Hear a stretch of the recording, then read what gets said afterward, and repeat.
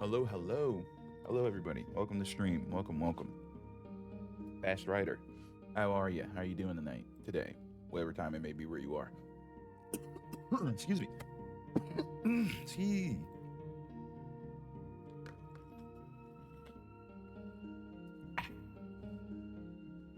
Excuse me. Doing good, yeah. Doing good. Today's a great day. Free not free. Jesus, that'd be cool if it were free comic book day, but it's new comic book day. We're finally in the part of Ultimate Alliance 1 that is it gets really fun. Excuse me, no Skyrim today. Now Wednesdays we do comic book day, and then we stream like a superhero comic book game because I love comics and superheroes and shit. So I try to do that.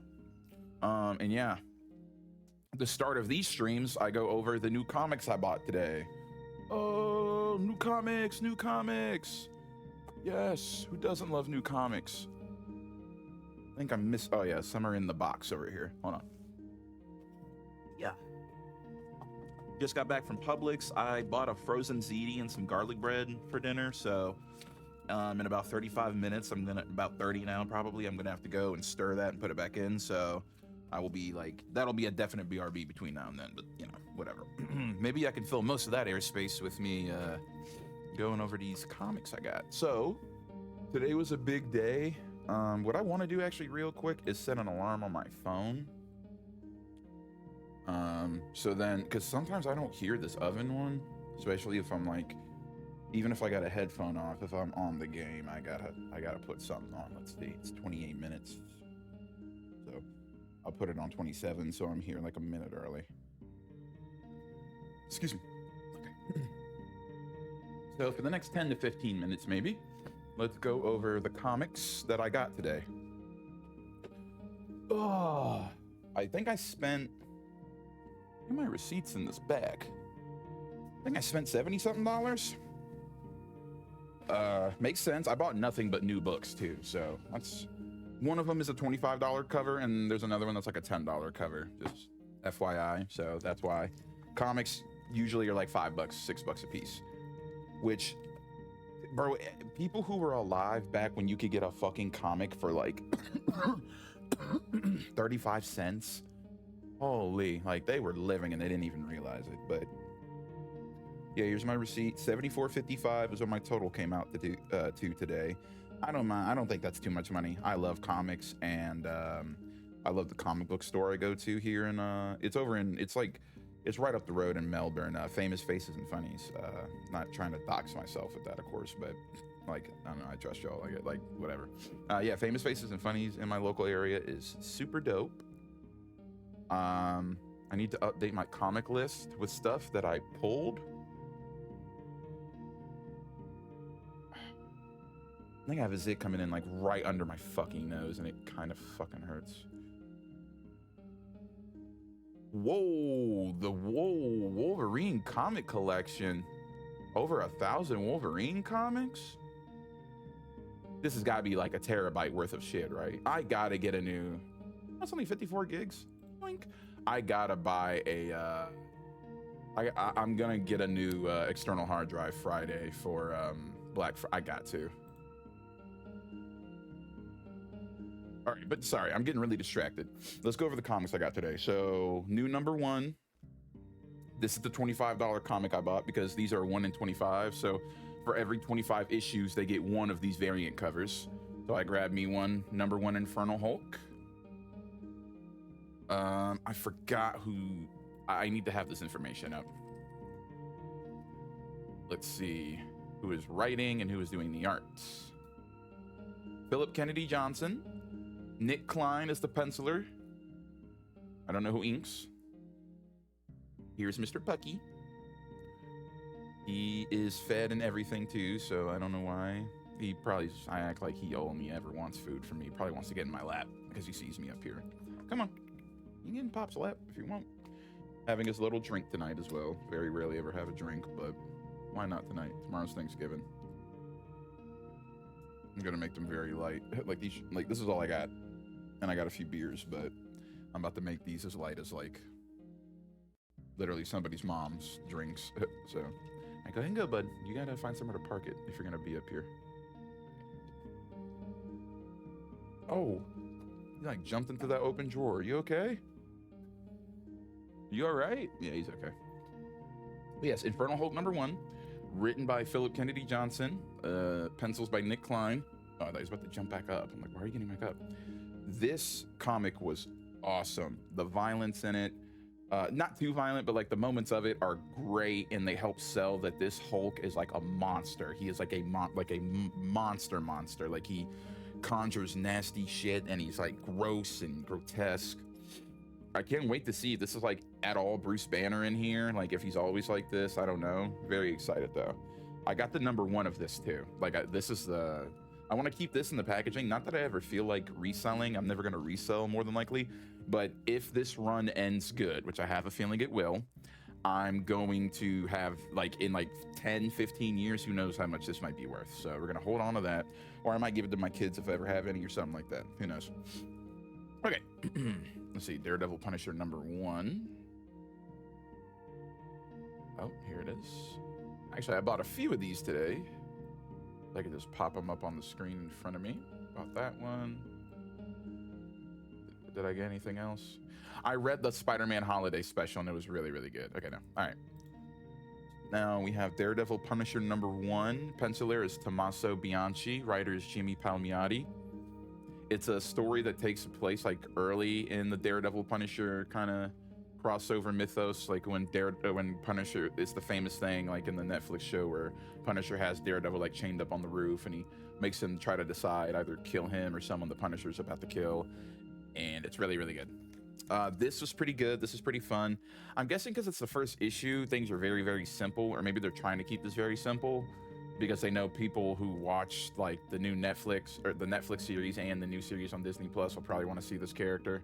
And they're trying to hype up Daredevil and Punisher because they're both getting ongoing series at Disney Plus now or whatever on that platform. So I'll never say no to more of my two favorite characters, but if I wrote which I don't know how this is going to go, so we'll see. But if I ever wrote Daredevil and Punisher, like these two were not buddies. Like they're like on opposite end. Like if you took a side of a coin, like a coin's already double-sided. If you took one side of it and split that in half, that's Daredevil and Punisher, if I could explain it. Like, you know, pretty good though. Pretty good. Art's awesome. I had a good time reading it. I'll never say no to Daredevil and Punisher. Love them both. Very, very good stuff.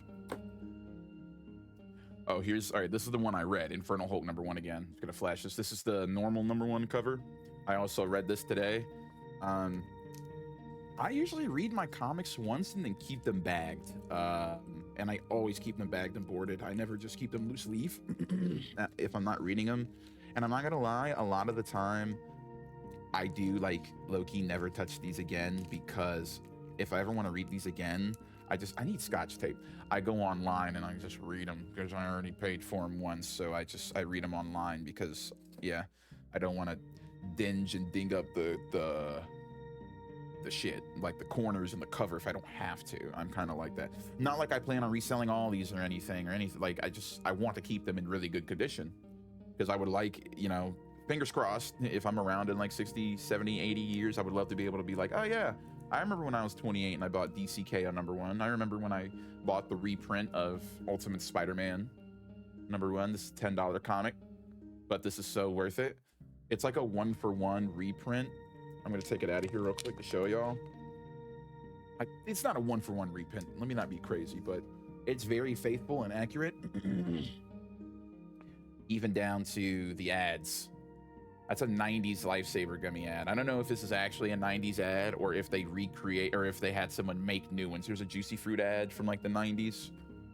Like, this is how a comic book would have looked in the early 2000s, 90s. Like, these ads. It's very, very, very cool that they did that. There's one more in the back. Here we go. And then the rest of the comic is actual comic. There are like no ads here. This is awesome. This was such a good buy. I'm very glad I bought this. I had it on my pull list. Had to go and get it. Had to go and get it. Had to go and do that. Brian Michael Bendis. I don't know who did the art on this, actually. I should probably open it and check. Here we go. Brian Michael Bendis. Pencils by Mark Bagley. Oh yeah. Art Thibbert on inks. Steve Bucoletto on colors. Richard Starkings and Comic Craft on the letters. I saw Joe Quesada's name in here as well. Very good book. Very, very, like, I get the hype on Ultimate Spider-Man now. It was such a good read. Such a simple, good Spider-Man read. I like this really. If you handed this to me and I had never heard it, well, of course, like, but I don't know. This serves as a really, really good #1 for Spider-Man, not even for just the Ultimate Universe. I would kind of just, I would hand this to someone and be like, hey, this is an alternate universe version of Spider-Man, but this is like, they get him. Like, Brian Michael Bendis gets Spider-Man. As far as this goes, he gets like origins of Peter Parker. I love this version of Peter Parker. It's really, really, really good. This is the version that everyone kind of wants him to always be too. Spider-Man in the 616 universe is not a teenager. That is a grown-ass man. He pays rent. Like, that's a grown man. This Spider-Man's like 13, 14, 15, 16, something like that. He's young. He's in high school. Like, this is the Spider-Man we're all used to. Like, this is the Spider-Man everybody is always saying that they're used to. This comic, I think, is a big reason as to why the Sam Raimi movies are kind of the way they are. I would have to double check that though, because there are a lot of parallels between this and the Sam Raimi movie. Now that I read this, I'm like, well, this is actually just Ultimate Spider-Man a little bit.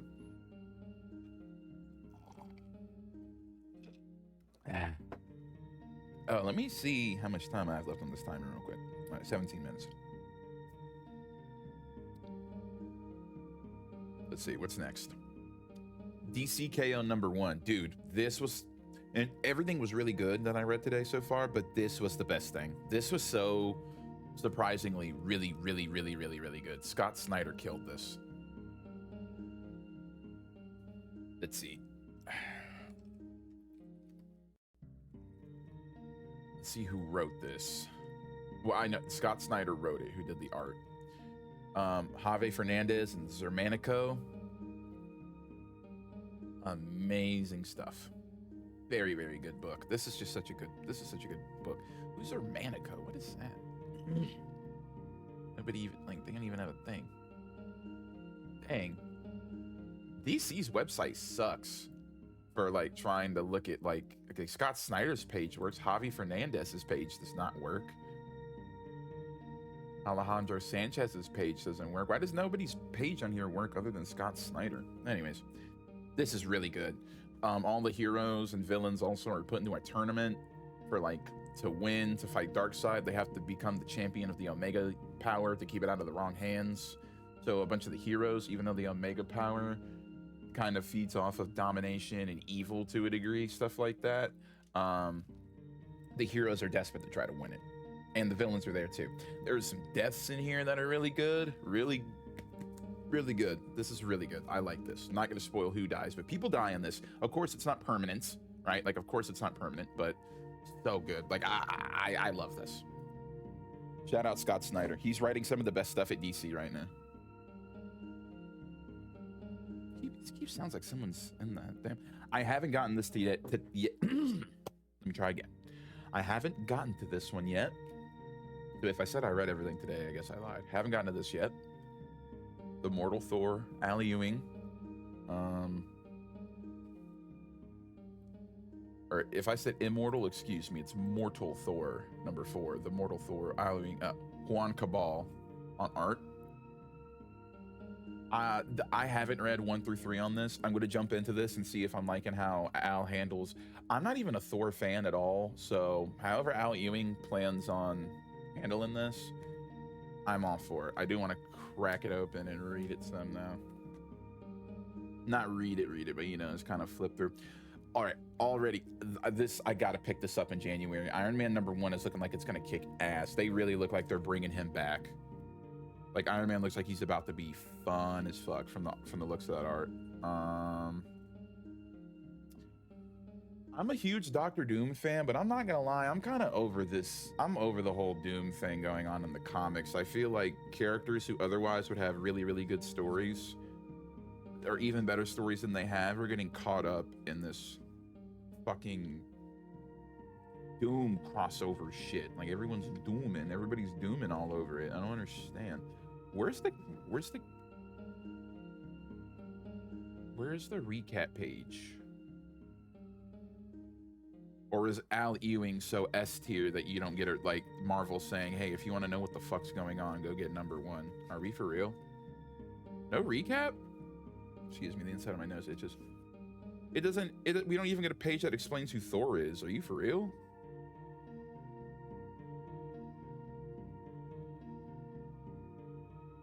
Wow. Maybe it has. Or maybe I don't need to know it. I don't even see Thor in this at all. This looks like a flashback issue of some sort. Or maybe I'm just misguided. Like I said, I haven't cracked the damn thing open, so. Mortal Thor #4. Say that 3 times fast. Mortal Thor #4. Mortal Thor #4. Jesus. I know this is gonna be good. I know this is gonna smack. I'm not a fucking Thor fan either, but I know it's gonna be good. Another one that I just jumped in. This is #3. I think I've been saying this #4 all day. This is #3, excuse me. I love buying Marvel Red Band comics because they come in the bag, and I love it. I love it. This is so cool to me. Marvel Zombies #3. I don't know what this is about at all, so I'm gonna probably crack this open tonight after stream and read it. Marvel Zombies is usually very standalone and like one-off, so I don't think I have to worry too much about like not knowing what the fuck's going on. Seems really interesting. I wonder if like I always try to cleanly open it with this knife, but this knife is like old and a little dull. Maybe I'm too heavy-handed with a lot of stuff, admittedly, so maybe this is all I need to do. Yeah, I think I'm getting it, because I'm heavy-handed with a lot of shit, admittedly. Like,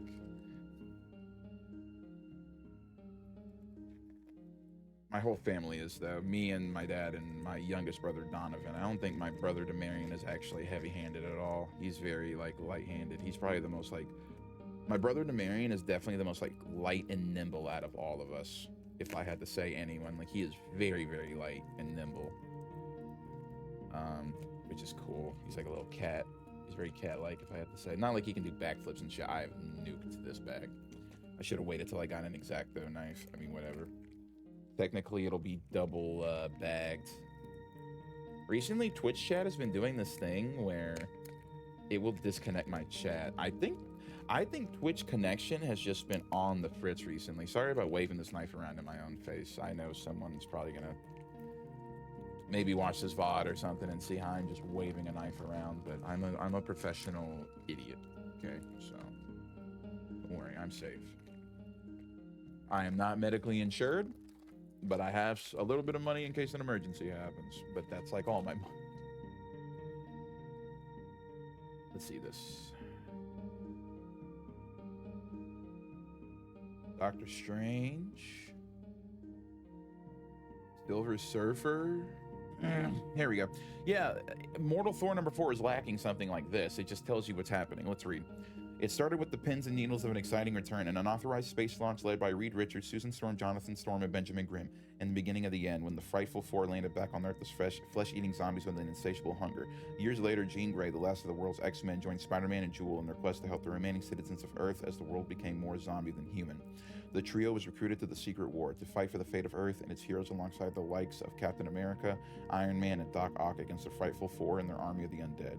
But Jean, initially lauded as humanity's last hope, was bitten during the Secret War. Unlike her predecessor, she seems to have returned stronger than ever in a burst of flames. But as what? Ethan S. Parker and Griffin Sheridan are the writers. Jan Bazaldua is the artist.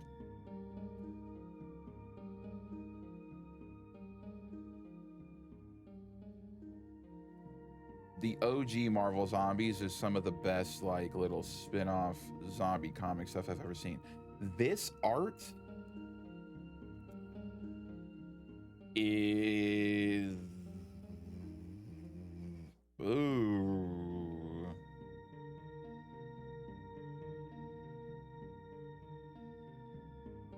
I don't want to be mean, but this art is giving off fan comic. Hey, Mary.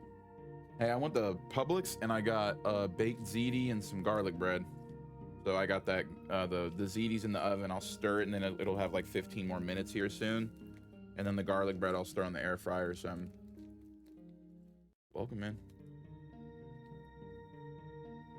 Oh, I think there's some cinnamon rolls or honey, but I don't know what they were. I got them. There's some sweets out there. Welcome, buddy. Yeah. This will be a cool read. I put it in the bag backwards. Fuck, whatever. Okay, the empty sleeve is over there. I'll get it in there afterwards. Okay, what's next? I haven't read this. Here's another one. Punisher, Palmiotti. Again, this is with Pinocchio.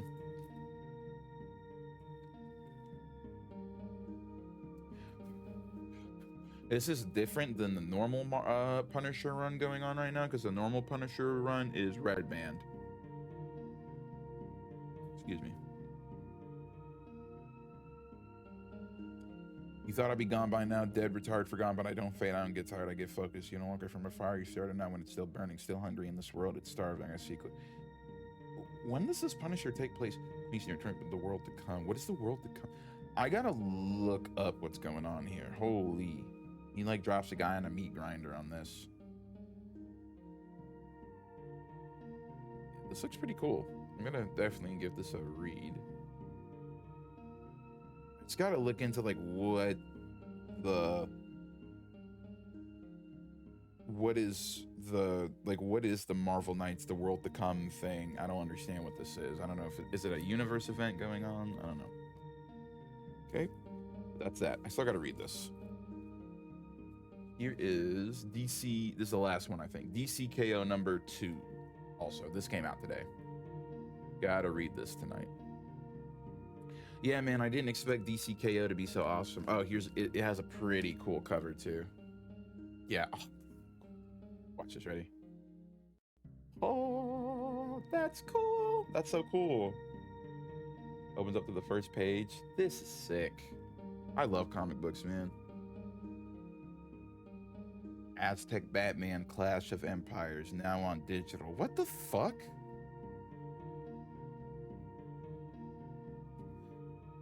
This is a watch. Aztec Batman? What is this?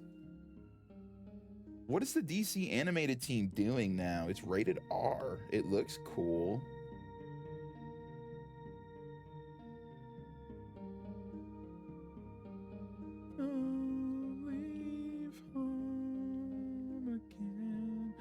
So far, DCKO looks like Superman playing to win. Like, usually Superman's like a Boy Scout team player type. this comic, they're making it very clear Superman is playing to win. Oh, look at this. Look, the back has the Kirby crackle. Look at that. And it's a clear window. Oh my God, it's one of the coolest comics I've ever bought in my life. That's awesome. My fingerprints are all over it now, but whatever. I feel like this will turn into something really special. Not like a lot of people aren't buying it. I think a lot of people are buying DCKO because it has Scott Snyder's name on it, and he's the father of the Court of Owls, one of the most interesting group of Batman villains in a long time. Probably the most interesting. Okay. So this ZD, I will have to stir up in like 5 minutes and then put it back in there for 15 more. So until then, I guess we'll go ahead and get cracking on catching up on Ultimate Alliance. We got to go around the base, clear some stuff. And after that, we go to a new base. And then I forgot where we go from there. You're so sure. Yes, sir? Are they honey buns? Bring me one. Bring me mine. Thank you. All right, let's get on with the stream. Should I say the cream?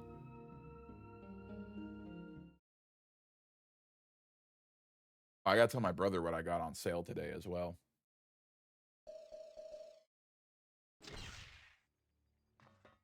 Wah, wah, wah, wah. Yeah, so he's waiting to take us to the new base, but first we need to tell Tony Stark we got the fucking blueprints for who's Ultimo. Thank you, buddy. Oh, also today on the sale I got Red Dead 1 the remake, and I got Spider-Man Miles Morales. Bro, both for like $45. I'm like, hey, that's not bad. Like 25. Spider-Man's only like, you got Spider-Man 2 or Spider-Man 1? I got Miles Morales. Oh, Miles Morales. Sorry, I was. No, yeah, no. Dude.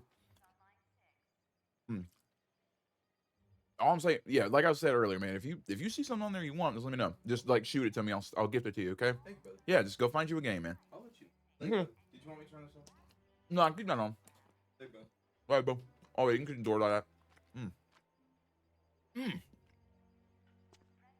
It's like a cinnamon honey bun roll. This motherfucker is good.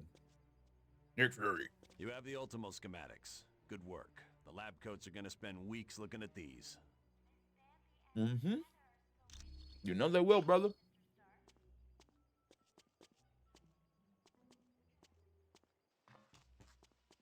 Get the weasel. Sorry if y'all can hear me chewing. I haven't eaten today, and this thing is so fucking good. All right, where's Weasel? Greetings. I trust all went well in Atlantis. Everything service. All this commotion with the S.H.I.E.L.D. personnel has me somewhat flustered, I'm afraid. And then there's the matter of the seedy characters lurking about. You mean Weasel? Yes, I find this Mr. Weasel to be quite unnerving. You never know where he's going to pop up next. Sorry, man, but Weasel needs to be our little secret. Not to worry. The S.H.I.E.L.D. personnel will not find out about him from me. Good to know, Jarvis. Thank you. It Let's go talk to him. Where's our... Is that him? There he is. Hey, what up? What up?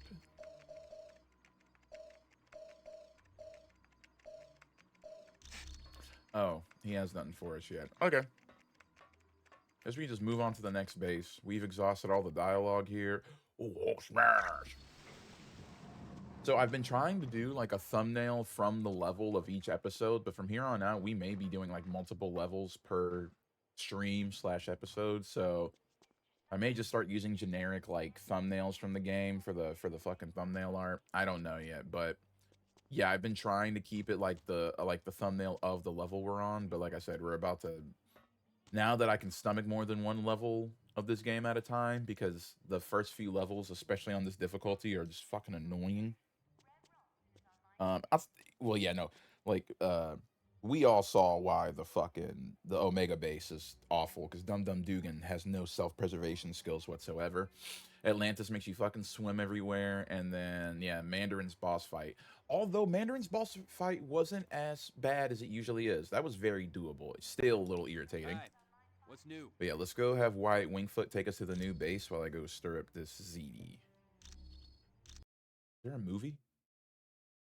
There is. Okay. Shh. He's awake! Shield the castle! Now!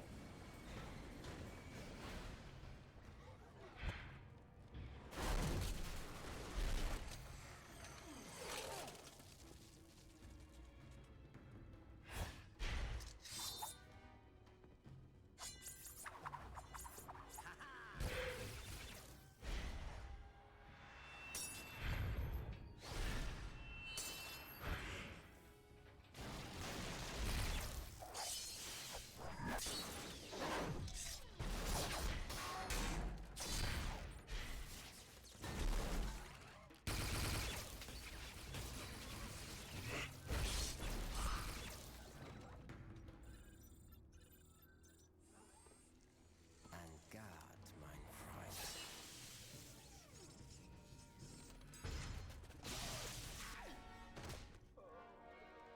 Get him to the lab immediately.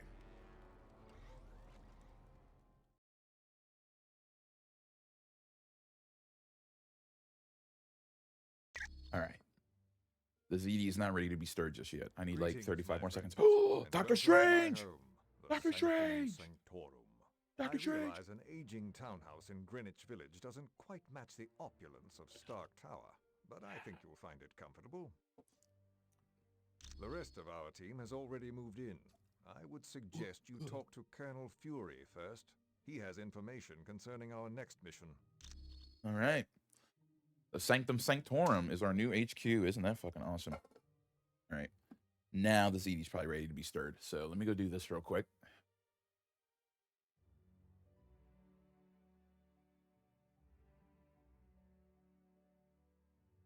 Okay. Now the directions on this thing say, okay, take out of the oven, lift film, stir, and replace film, cook additional 15. Alrighty. Oven mitt out. Move this pot. Big ass pot. Get me some oven mitts on. Baby Yoda. Oh, this is one I bought for myself in my apartment. It's crazy. All right. Okay. Now it says lift film and stir. So let's lift the film and stir.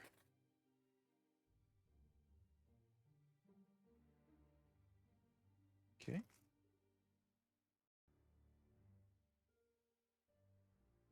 Should probably put the mitt on my non-stirring hand real quick. There we go. Yeah, definitely still like icy and this is still really cold, but it has 15 more minutes. Do we have any mozzarella?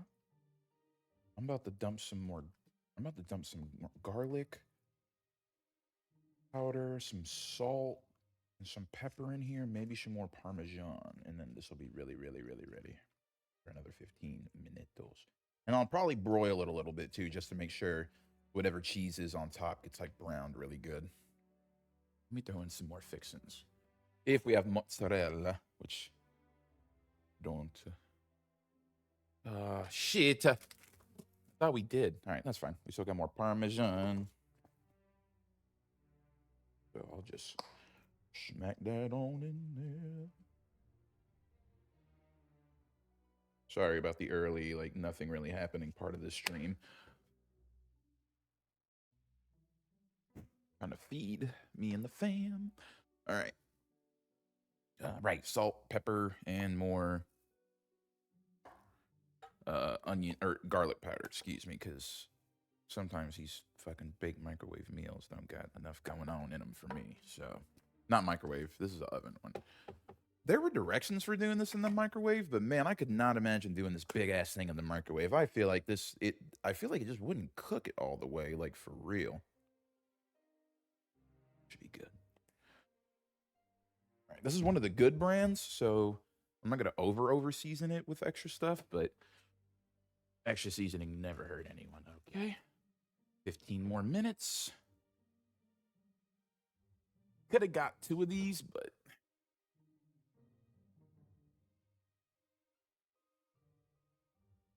okay, boom. 15 more minutes. And then how many pieces of Texas toast? 6 slices. Okay, cool. These take like 5 minutes at 425 in the air fryer, so go ahead and get these in here in a minute.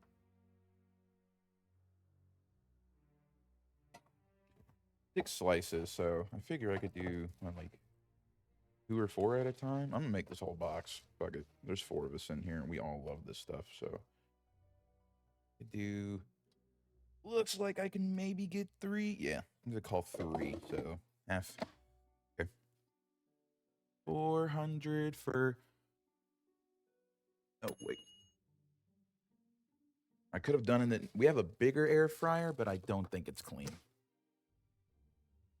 Oh wait, maybe it is. Hold on. Has this been cleaned? If this has been clean, that's good. I can. Yeah, no, it's clean. Cool. Okay, never mind. No need for the tiny one. We could probably cook all this in one go now. Very cool. Sorry if y'all can hear that beeping. It's loud, but also, like, I don't know. Live with it. All right. We will get to actually playing the game in a minute as well. I'm fucking hungry. I should have done this before I started, but hey, welcome to the stream. I do everything but play the game for the first, like, at least fucking hour, which the more I browse Twitch, not trying to be a hater, I love how everyone's the main thing about streaming I'm figuring out, man, is like stream however you want, have fun, make your stream as interactive or as least interactive as you want. Because I'm realizing I really love like a good interactive stream, but also like I like it low quality, not low quality, but like lo-fi, like chill. That's definitely my stream's identity. Is like I'll put these in here for like 6. Let's put them in here for 6 and see how they're good after that. Okay. I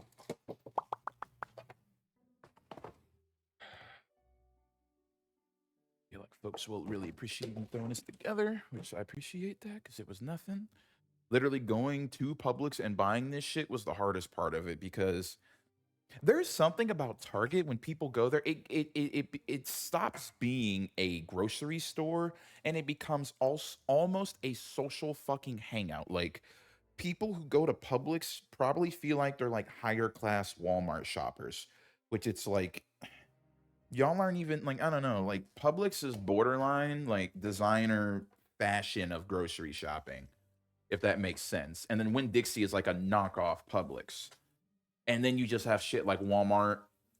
Target is like fancier Walmart, but honestly, I think Target sucks more than Walmart because at least a good Walmart will at least have like the hot food area, bro. Like you can at least go to the Walmart deli and get like a fucking 5-piece wing, macaroni, and like a roll or like some greens or something for like a cheap price, like a good price for that much food too. It's a good bit of food for that price. Something to get in your fucking stomach. Alrighty. AVK, yo, sorry, dude. I've been over here rambling. I haven't even been at the computer. How's your day going, man? How you been doing? In about 10 minutes, I'm gonna go stir this baked ziti one more time and then probably let it broil for like a minute or 2. It's crazy how short you gotta let things broil. Things ain't gotta broil long at all if you're just browning some cheese. Day's fine. Good to hear. Thanksgiving Eve. Don't know if you celebrate that. If you do. Anyone who doesn't celebrate Thanksgiving, I totally understand. I wouldn't say my family even celebrates it. It's just an excuse for us to eat like a bunch of our favorite, not so good for you foods, as I think the holiday has become for most people. I don't see too many people in the 21st century celebrating pilgrims and shit, and rightfully so, because the pilgrims like kind of mistreated and set the pretenses up for the later victimization and slaughter of the Native Americans. So. If you don't celebrate Thanksgiving, I totally get it. Welcome to our new headquarters. But celebrate The means home of something Dr. different to Stephen everyone. Strange. Like, to me, celebrate means, yeah, we're going to eat up all the fucking food and have a good time and enjoy each other's company and be thankful for each other, I guess. But we should be thankful every day, so that part of it kind of falls through. We moved because now that Loki's involved, we're gonna need magic. And there's no better place Wait, on like Earth for Magic the than character? Sanctum Sanctorum. As popular of a character as Magic is now, I don't think she was a thing in the Marvel comic universe in the early 2000s. Has there been any word on the kidnapping of Nightcrawler or Jean Grey? Professor Xavier has located one of his X-Men in Dr. True, Doom's and that's castle. probably for That the better. means Latveria is your next stop. For more info, talk to Black Widow. You're free to explore your new HQ, but when you're ready to start the mission, use the orb of... Yeah, the early 2000s public school system was a doozy. Sorry, just cut my own headphone off on accident. Headset off.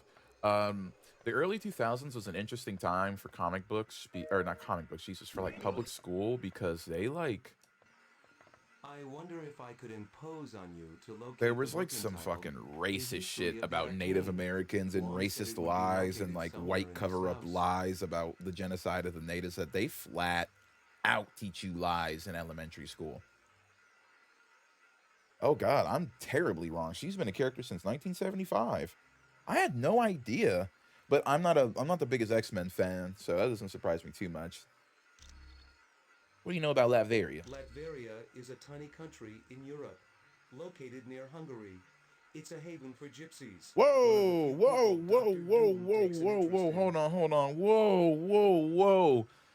Vision, I do not think that is like the socially acceptable fucking word, man. Holy shit, this guy's like a Nazi. I'm joking, maybe not that far, but he don't got internet. But man, he is the internet. What the fuck are you talking about? This guy's like AI before AI. That is the funniest meme, that James Harden thing, using it on Vision. That's AVK, you're actually like a 4D chess comedic champion for that joke. That's funny as fuck. Using the James Harden, a young thug, he ain't got internet meme on Vision, who was like quite literally the internet. Surprisingly That is well, funny as fuck. He ain't there's got internet. virtually no crime because the Vision country is standing there, controlled by literally an army being of like, robots. And thanks to Doom's genius gigabit. in weaponry, Latveria is considered by many. Speaking to of be a internet, isn't it superpower. crazy how like overnight, 1 gig up, gig down was like a very, you got good internet and good money to thing, to where now like giganet. Oh, that's scary. Giganet is like not a. He's the son of Loki. Isn't it king of the fiber? Frost Like, Giants. don't people want like? Odin took the infant Loki as his own It's son gigabyte after internet, defeating like Loki gig. in battle.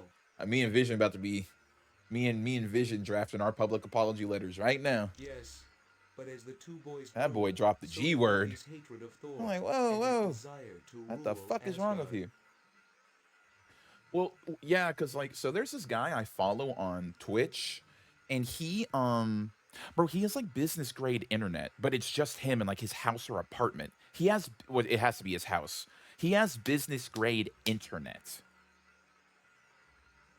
What the fuck are you doing as a singular person? But I think he used to be big on YouTube for Call of Duty, and now he's like pretty okay on Twitch. He does it as a full-time job. That's what I was about to say. I think it's his full-time job. So yeah, like business grade internet. I thought it would be more of a thing if your IP like limit, like I could imagine telling like, yeah, I'm just one guy in my house, but I want like your business. I want your business grade internet. I feel like your IP would be like, we can't give you that. Like, in order to give you business grade internet, we would have to funnel everybody else's shit into the dirt near you. Unless that's just not how internet works and I'm mistaken. Hi, what can I do for you? What's the sphere Wong is standing by? That's the orb of teleportation. Oh, let me look at this in a It's for second. transporting people to different locations. Oh, did Doctor Strange create it? Yes. I guess since he's the sorcerer. Look at the supreme, whole. Did he's the Doctor only Strange one create who it? made such a powerful magical item. Thanks, Hank. Don't worry about it. I need to start talking with my teeth grit like he is all the time. Let's see this. He still got it. So you made a robot stand up and talk. Now what? In this 4-hour journey, Kevin falls a promise of Disney's Living Character Initiative, an effort to populate the theme parks with free roaming interactive beings. It was touted as the future. How's it going?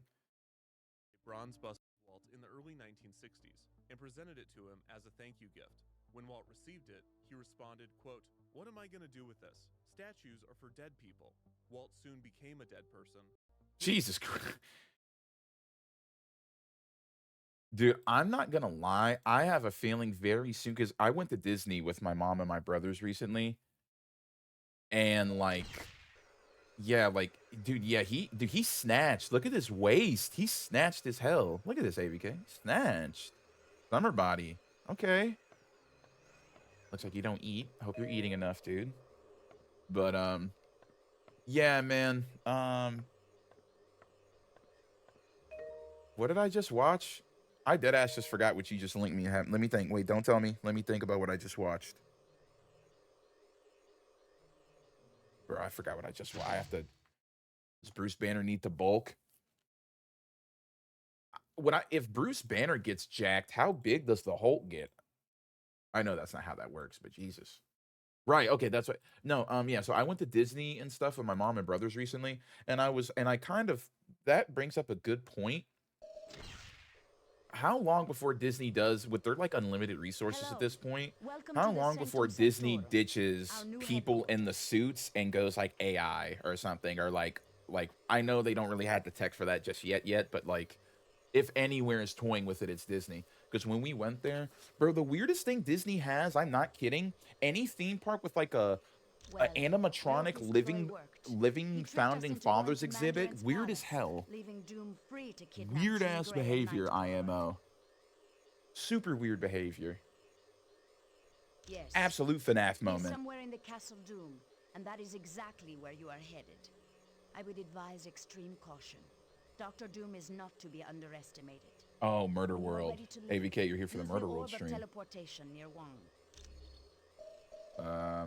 How are Nightcrawler and Jean Grey? How do you kidnap Jean Grey, first of all? They were visiting Dr. Moira McTaggart on Muir Island when an army led by Ultron attacked. Ultron. Not seriously. Ultron's team did not waste time. Are you serious? Not seriously. Oh. They located blah, blah, blah, blah, blah. Hulk don't want to hear you talk. Oh, hell no. Get out of my face, bitch. I want to explore this. This place has a lot to look at. Hello, I am Wong, Doctor Strange's assistant. That's what I'm telling you, dude. Yeah, like, Disney's gonna do this, like, avenue of history thing where, like, the first... They're gonna make animatronic AI Walt Disney, and they're going to try... The revisionism Disney has done on his character, first of all, is, like, astronomical. Like... It is still not too big of a secret that Walt Disney was like racist and anti-Semitic, and even more so, like I would say, advanced for his time. It aids him in reaching the like a lot of people will tell you, oh, he was just racist and this and that. Of his, no, dude, he was. Have you like? I don't think people have gone into the archives and seen some of the fucking Walt Disney quotes. He was saying some wicked shit. Not at all. I gotta go stir my ZD in 45 seconds. Stir my ZD is new code for sex. Anytime y'all hear me say stir my ZD, just know it's not going to be like a 5-second break. What is this place? This is the Hello, Mr. AI. Well, what was that? What was with that Donald Duck animation? For supernatural energies. Shit, I'd be like, hey, AI Walt Disney, what do you call a group of black children playing together? This is where Dr. Strange that is a quote from him, by the way, an N-word pile. Like, go look up the N-word pile quote by Walt Disney. Of occult objects. He was crazy. Bro was wild as hell. Can I Google that? I mean, you can just say Walt Disney N-word. You ain't gotta type it out. The Masters of Evil recently abducted two. Do it in the incognito tab if you type it out. It doesn't count. Colonel Fury. It doesn't count if you're doing it in the incognito tab. Apparently, he feels that by locating the wayward X-Men, you will also uncover the headquarters of the Masters of Evil. Ah, if you had any luck finding your people. Yes. With the aid of Cerebro, I've discovered Nightcrawler is in Latveria. Oh, let me go stir my ziti. That's the country Dr. Doom inhabits. Nightcrawler's location. Why are you making fun of my voice? Although I must admit I'm puzzled you motherfucker. Isn't with him. Don't do that. Stop. Okay, so I don't think the air fryer was as clean as I thought it was, because it still smells like beef. I know that's gross, but like I did steaks in here. Oh, no. It's just After you do steak in the air fryer, good luck cleaning it. The shit never really gets fully like unstaked. The shit smells like steak forever.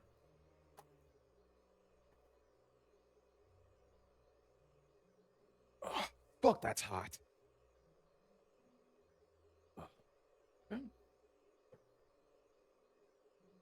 The first half of this stream has been a ZD stream. Also, AVK, my like 13-hour Skyrim VOD.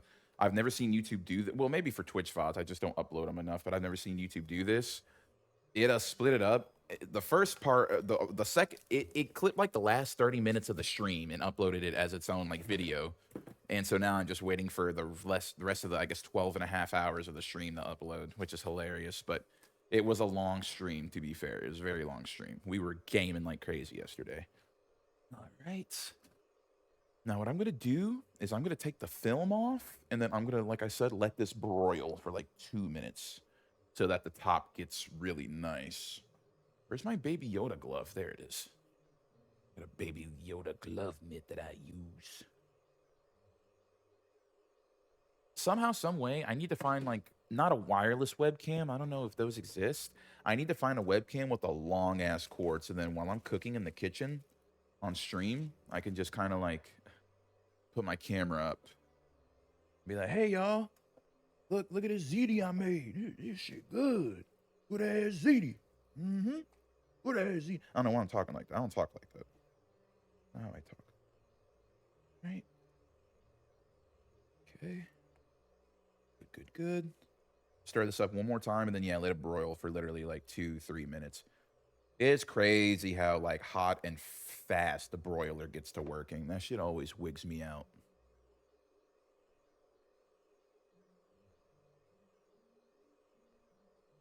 Like you literally only need to broil something for maybe like 3, 4, 5 minutes. I'll top this off with a little more cheese. Just in the broiler, brown it up. Okay. Let that be in there for about 2 minutes. This is one of those pre-packaged little fucking baked ziti, so I hope the broiler isn't too hot for the thing, and then it's like, yo, you're like low-key melting the thing. But it can, I mean, dude, that thing can take it. It can handle it. It's not going to be in there forever. I probably won't even let the broiler go all 2 minutes. I'll probably just let it go like 1. Wah.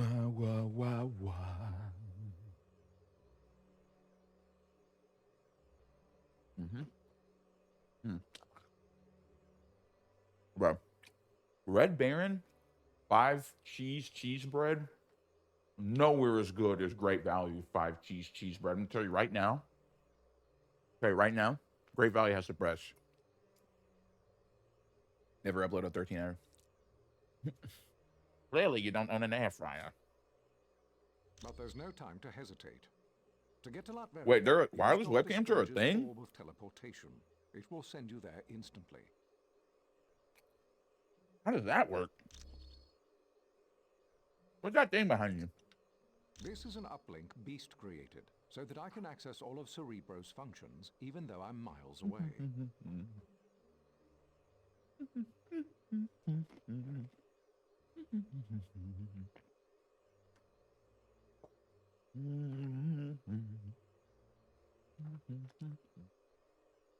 Oh, that's good.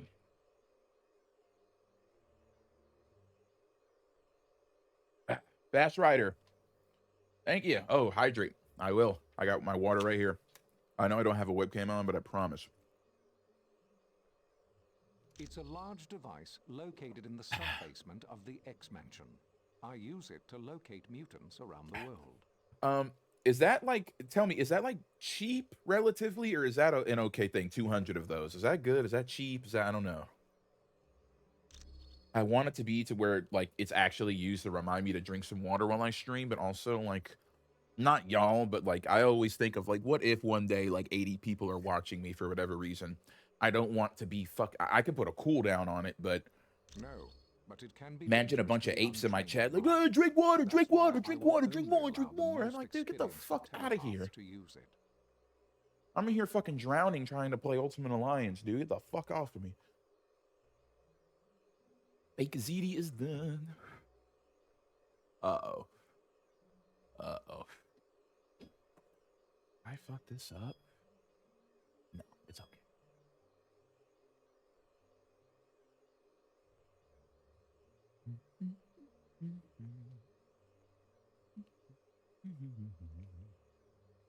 There we go.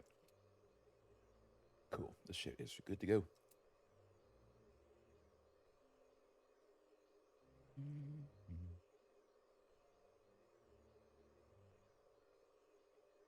Oh, okay. I was scared. I thought that was the plastic smoking. Was the fucking? It was the fucking Parmesan because I forgot I put Parmesan right on top and then put it under the broiler. Oh, that's good. All right. Tell my brother the food's ready. Hey, Demarion, food's ready, buddy. Mm-hmm. Put a cooldown on it. Yeah, that's probably the move. Jean Grey and Emma Frost are both quite skilled at working with cerebral. Emma Frost? Mommy reference. And Doctor Strange in here being a beast. None shall enter this room unless... Oh. Move. Yes. Do you... Ma'am.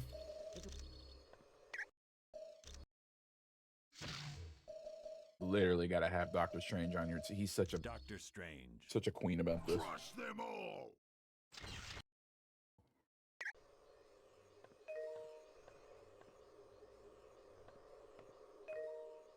Ooh, focus. Certainly. He's like, yeah, man, if I'm with you guys, please come in. But if I'm in here alone without you, leave me the fuck alone. Doctor Strange. Was that Psylocke? Yes, it was.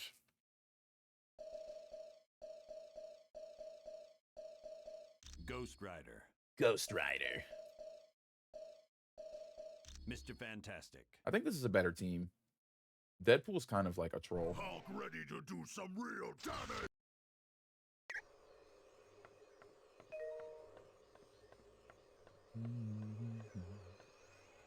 I think we've kind of talked to everyone. Oh, ooh, fellas. All right, hold on. Let me go up here. Ooh, sick. Greetings, Ooh. humans. I am Clea, sorceress supreme of the dark dimension and friend to Doctor Strange. Just friend, Clea? Yes. Oh, okay. But be wary. This is where Doctor Strange stores arcane objects.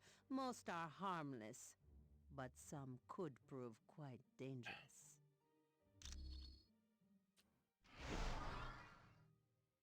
Hey, that name you gave me, CB Sobolski, was perfect. Was he able to help you? Yeah, he said all I need was a shield security module. Would you mind talking to the Vision? I bet he has one. Yeah, sure. Let me get on that. He's just gonna give you one? Like, there's that book he needed anyways. Oh, Daredevil figure. If we weren't using cheats, you'd be a step closer to unlocking this guy. Hello. How are you? You think Black Widow might be working for Doctor Doom? You mean because of the laptop we found on the helicarrier? No, it's impossible. Black Widow is a lot of things, but she's not a traitor. How can you be so sure? I know, because I fought beside her, and I've been romantically involved with her. And on a more practical What the side, fuck?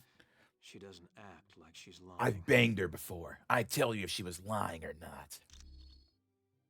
What do you mean she doesn't act like she's lying? A person's heart rate changes when they lie, and Natasha's heart is steady as ever. She has to be telling the truth. Oh, that's right. You have acute hearing. Yes. That's one of the side effects of having radioactive waste dumped on me as a kid. What did the radioactive waste do to you? It blinded me, but it also heightened my other senses. I now have a radar-like ability to give me a mental picture of my surroundings. Yeah, but he's a super soldier, spy woman, advanced training or whatever. Yeah, true. Like, that's Daredevil's lore. Yeah. That was because a martial artist named Stick This is trained too. me how to use my new abilities. Oddly enough, Stick's also blind. And Thanks, he- Daredevil. Oh, this is Iceman non-iced. Hey, did you see the Professor Xavier's here? With him on the case, Jean Grey and Nightcrawler are as good as free. You're installing Tuxborn Fast Rider? Yeah, W. What did the streams help like kind of convince you, or had you been meaning to try it? Or did you just say screw it? Hey, come on. Welcome This is aboard the Professor Charles Tuxborn train though. Xavier we're Tuxborn is talking it. about. The guy's never wrong. Depending on where you're playing, when you download it and start it in Mod Organizer, I just recommend make sure you hit like the where you can change the profiles on Mod Organizer for mod lists. Make sure you change it to Tuskborn desktop, and then either if you want vanilla combat or if you want the reworked combat thing on desktop. You've been meaning to try it. It's my favorite Nexus, or it's my favorite Wabbajack list. It's the only one with Legacy on. No, it's not the only one with Legacy on. Excuse me, but it's the only one with Legacy and good performance. Are you worried about Jean Grey and Nightcrawler? If they'd been kidnapped by almost any other villain, I'd be fine. But this is Dr. Doom. He doesn't play nice. But what can Doom do? He's got no real superpowers. That is one of the most ignorant questions ever asked. No, but the guy's super smart, and with brains like his, he's got all the superpowers he needs. He's a mystic, like, and a scientist. Like, he's one of the smartest people on the planet, and he is a mystic. Like, science and magic combined are like a comic book dream power combo, and he has it. He seemed pretty proud to be an X-Man. He doesn't have like traditional superpowers, whereas like his genes or like self have been altered by anything or something like that traditionally. But he has superpowers in the way of he is a mystic. Like he corroborates with like higher powers and stuff. And then like his parents were inclined with like mystic things. What's not to be proud of? And he Cyclops, no, but he Beast, doesn't have like powers Colossus, like Emma traditionally Frost. now. They're all heavy hitters at the top of their game.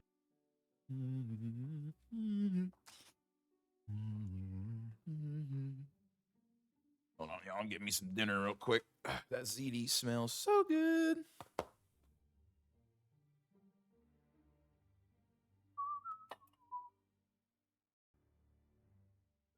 I didn't realize it was like this small. I thought it would have made a bigger ZD, but whatever. Give me some. Yum, yum. Eat it up.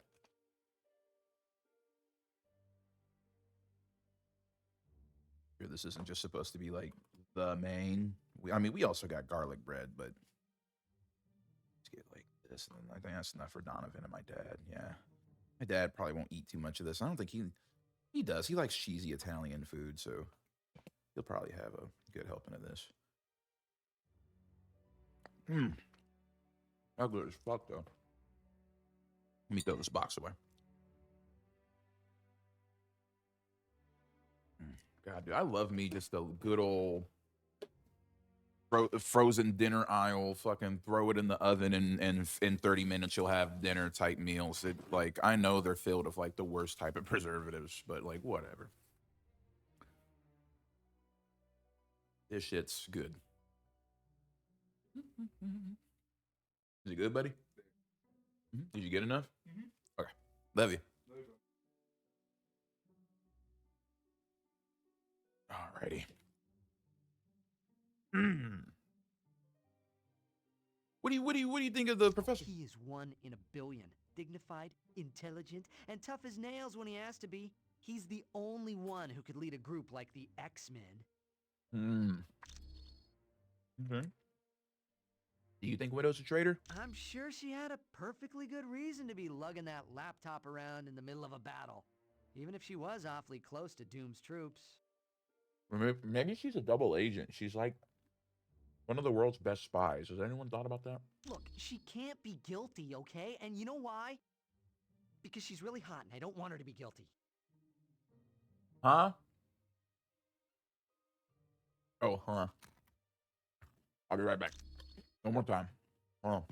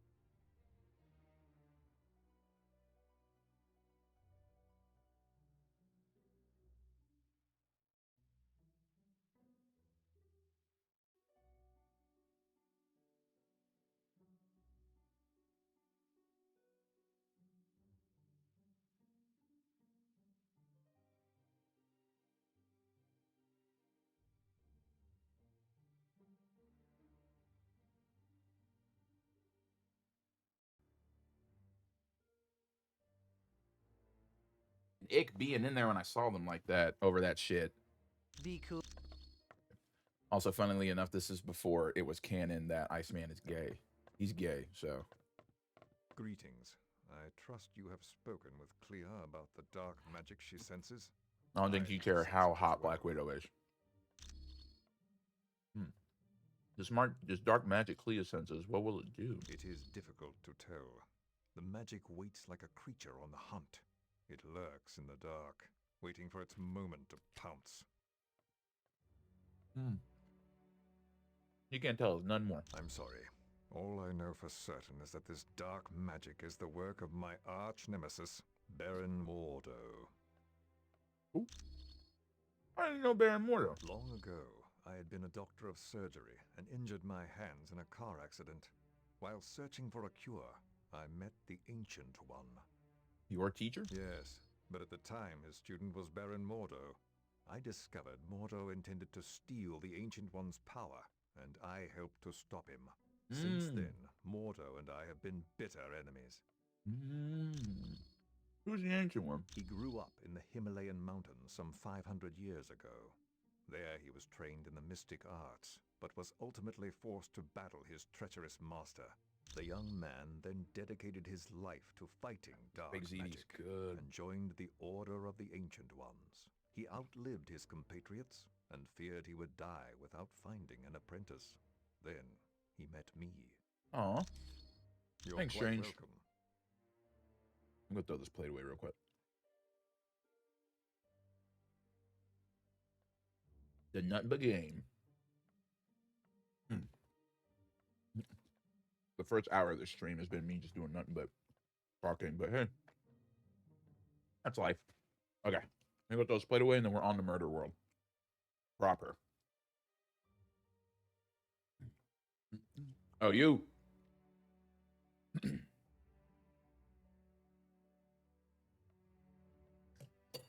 Okay, I think Donovan already got his. Hey, Dad. Little honey bun thing out here for you, too. Got some beers in there, too. The liquor store is nice. Yeah, it's in the fridge. I got some Yinglings. Right. Shaman. We get around the murder world. Lord of mercy. Oh, Spider-Woman. Hi, how are you? Why do men get stupid around you? Oh, you must have seen how Jarvis reacted to me at Stark Tower. It's a pheromone thing. I'm still learning how to control it. Wait, bitch, you stink? Yes. Oh! I transmit a chemical that makes men very attracted to me.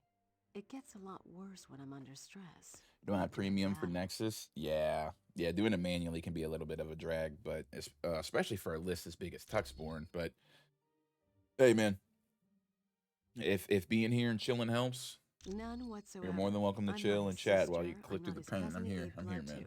And his powers were never accidentally transferred. I've said it before on stream, but I really should have got the lifetime membership before they got rid of it on Nexus. I don't know why. It was only like, what, $50? I should have got lifetime premium. I don't know why I didn't. Well, he is cute in a geeky sort of way.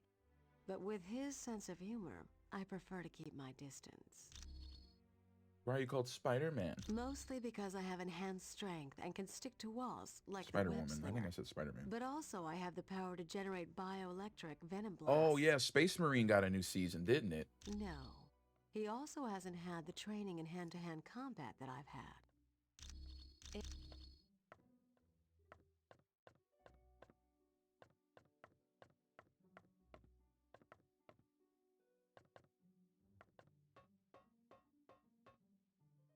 Who the fuck put a CD in this book?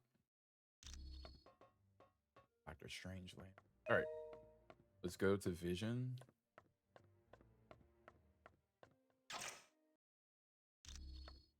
Man, there are two CDs up here. CD's nuts. Don't fall for it. Too late. Wait.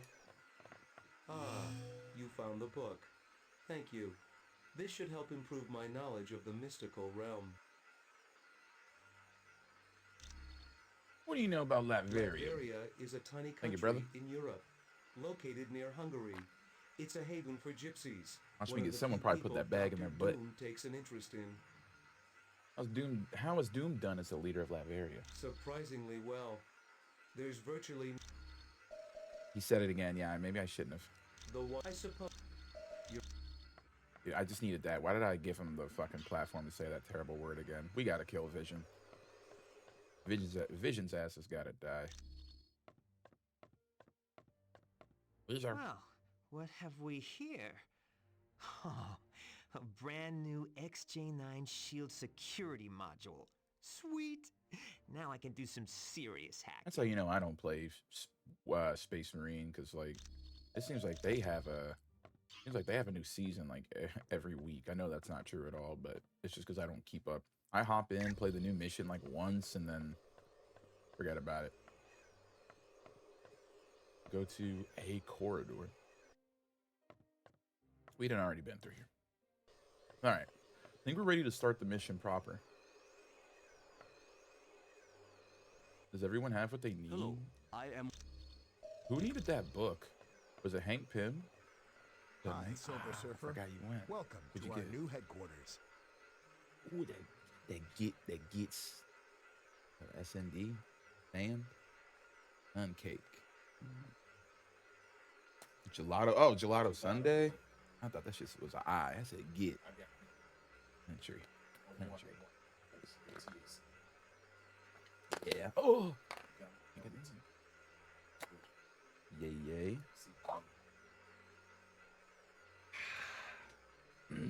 What's that? That patch? Oh, nice. Making on my car. Oh, I see it. That's cool. I put it on my PlayStation or my computer. Thank you, Dan.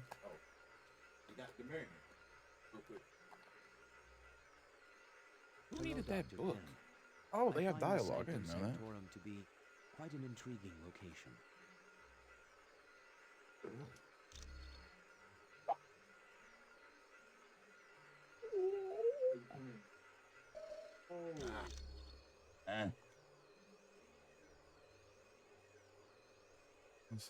Smell it. Gelato sundae. And the other one is some oogie goo goo sun cake. What is that? Some elixir? What, you drink it? I just drink it in my cup. Hang down. Hold up. Let's teleport. You say about my mama, nigga? Nah, I'm joking. Enjoy yourself, man. We gotta go to Doom's Castle. Did you get enough food, Demarion? It was good, wasn't it? Baron Mordo, I trust all is in order. Our guests will be arriving soon, and I would hate to be ill-prepared. You can rest assured. I have taken all the necessary steps. Ha! An infant could have cast better spells. The heroes have detected your magic and suspect something is afoot. They cannot possibly know the true meaning of the enchantments. I'd stake my life on it. Be careful what you wager. Loki, leave the good Baron alone. What does it matter if the heroes suspect? They will still be ensnared by the trap. For his sake, they'd best be. I'm taking a grave risk being associated with the masters of evil. Make no mistake, my friend. They're trying to We he's all trying to stand out goofy lose the other much one in if this we room. fail. Which is why I'm certain Baron Mordo will achieve success. But I would warn you, Baron, my faith only goes so far. Failure will not be tolerated, and the penalty will be most unpleasant. What of the mutant amplifier we stole from the Omega base? Does it work? Yes. Oh, this is how you made that. Even better than They I make that. dare Oh. hope. But time is now a factor in our plans. Why is that? The mutant amplifier is quite destructive. If we do not move swiftly, the X-Man we kidnapped will die. You surprise me, Dr. Doom. Why do you care for the health of the mutant? I don't. An early death would hinder our plans. But make no mistake, death for the X-Man is inevitable.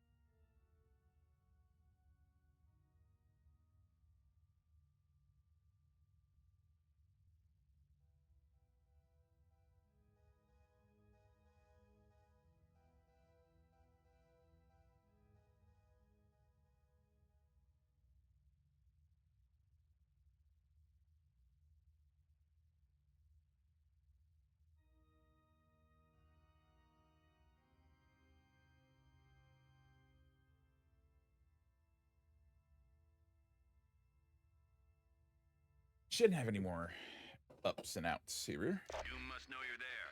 He said, all right, well, you're literally Silver Surfer, so I don't... You shouldn't have a problem, man. These are just guys in costumes. To retrieve Nightcrawler and Jean Grey.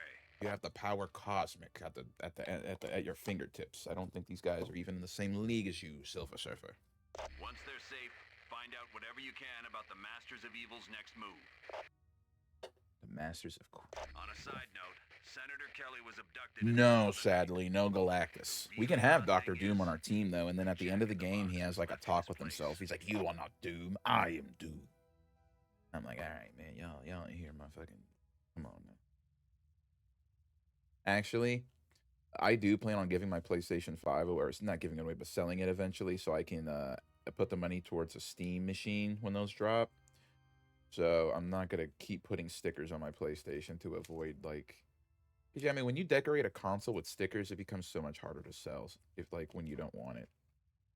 Man, these bastards didn't even cut this fucking sticker right. This shit's all fucked up. I've never seen that happen on a sticker before. Ugh.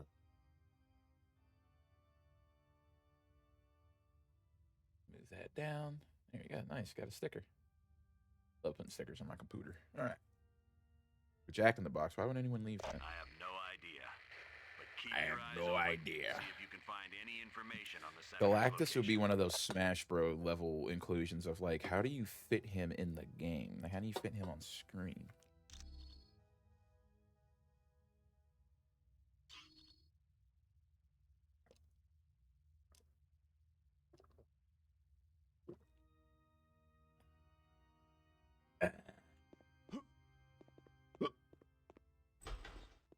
I sound just like him. Oh shit, look. He got that wig. He got that wig on. That's like one of the first tip-offs that, like, hold on, something ain't right. They said, fuck you, Silver Surfer. Bet you, Okay, I'm Mr. Fantastic. I'm not gonna fucking do it. Oh, it's cool to have Mr. Fantastic in your team when when you face off with Doom at the end, of course, because then Doom's all like, man, so you got lame-ass Richards with you. Fuck that guy. That guy's lame. That guy's been my op my whole life. Fuck him.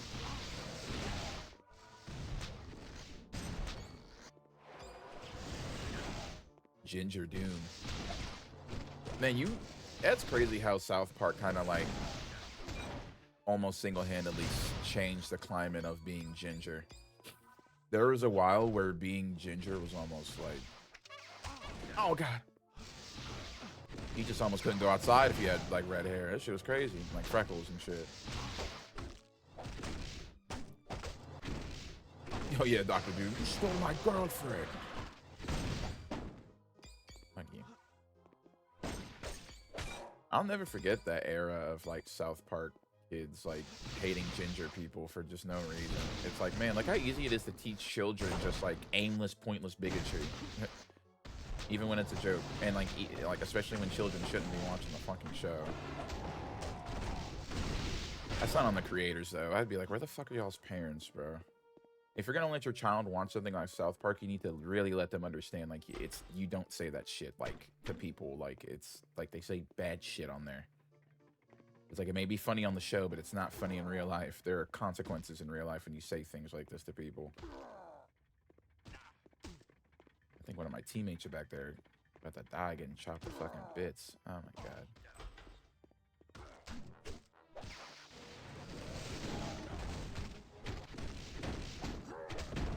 Whoop his ass. Whoop his ass, Avengers. Yeah, you can't make me the leader of the Avengers. Like, Avengers?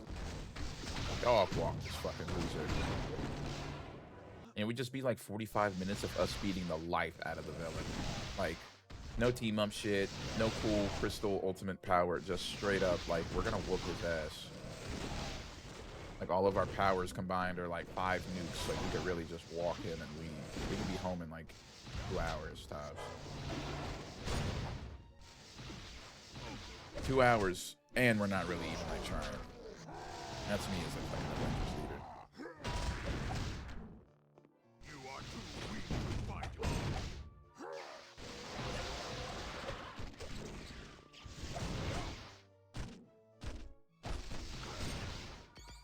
I have a Batman bit in my head where he's trying to like save the Joker from like Red Hood or something, and then Red Hood's like, yeah, and then Red Hood hits him with the like, oh my god, Batman, look, and Batman turns around and Red Hood just shoots Joker 2 times really fast and runs away.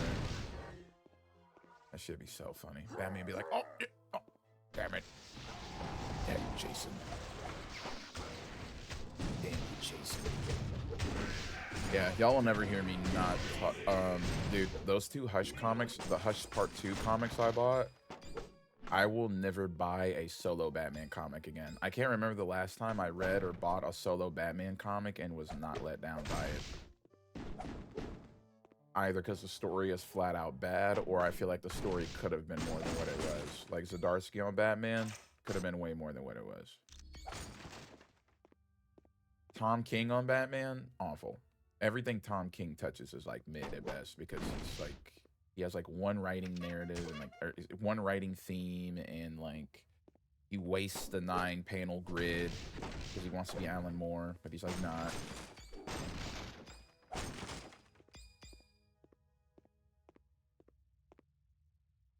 Uh-oh. No one's Alan Moore. I think that's like one of the biggest mistakes. Like, bro, you cannot be Alan Moore. Not so much so like no one will ever be as great as him, but like you can't do what he already did. Like you can't. Like Alan Moore's writing was so like unique and pivotal at the time that I think Watchmen won, not an Eisner. I forgot what award Watchmen won, but then after it won it, like usually comic books aren't supposed to win that award. After Watchmen won that award, they made it to where graphic novels or comics could not win the award anymore. Like he actually cooked that hard. They were pissed.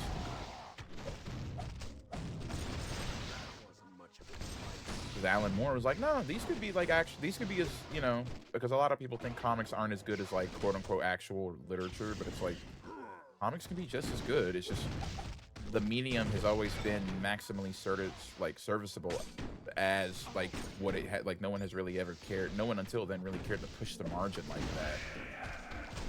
But Alan Moore said, nah, we're gonna make these like really gritty, realistic superheroes with like the Cold War and history as context. Like that's what makes Watchmen so cool to me, is Alan Moore is so smart, and like heroes don't just have, it's not just the 80s. Like heroes, here we go, heroes have a context throughout history. Like, you know, the US government employs Dr. Manhattan to help them win Vietnam, like by a landslide. Like, it would absolutely change history. Like, superheroes would actually be absolutely be used by the government for foreign interest. Black Ops and shit, secret missions. Like imagine, I mean, you don't have to imagine. Basically, it's U.S. agent, but imagine like the Captain America Super Soldier Serum project and all that goes through, and he continues to play ball for the U.S. government. That's scary. I would hate to see a Captain America who works for the modern U.S. government, like, you know, like a Boy Scout. That would be frightening. Kind of how Frank Miller portrayed Superman in The Dark Knight Returns or whatever. The Dark Knight, not The Rises, but Returns, I think it is. Where Superman like takes orders from, who is it, Reagan or Nixon? It's Reagan, isn't it?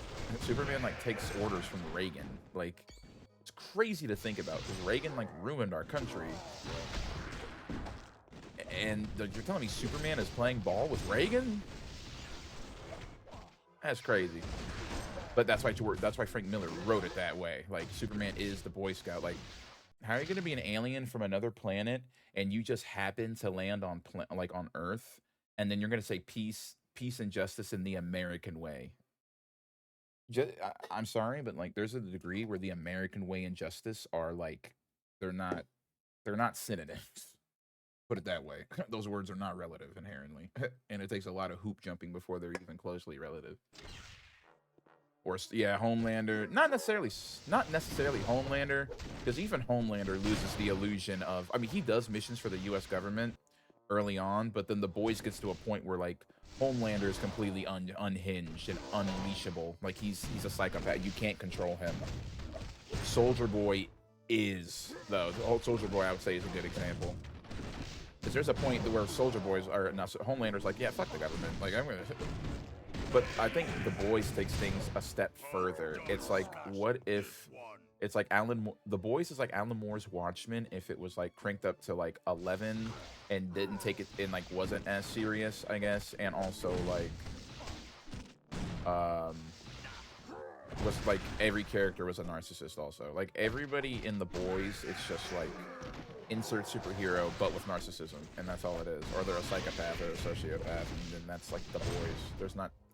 It's interesting, but I would not say the Boys is like deep. It's just insert comic book character with a fetish or a kink or like something awful, which isn't.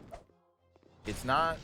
Yeah, the Boys comic is nowhere near as good as the show, and I'll die on that hill. It's like not. And a lot of people would disagree because a lot of the edge is the point, but there are moments where I'm reading The Boys and I'm like, I'm sorry, dude, if you were reading this at the time and didn't find it at least kind of edgy even then, which I guess is unfair because modern, like, society at the time didn't really have an idea of, like, what was edgy. So, like,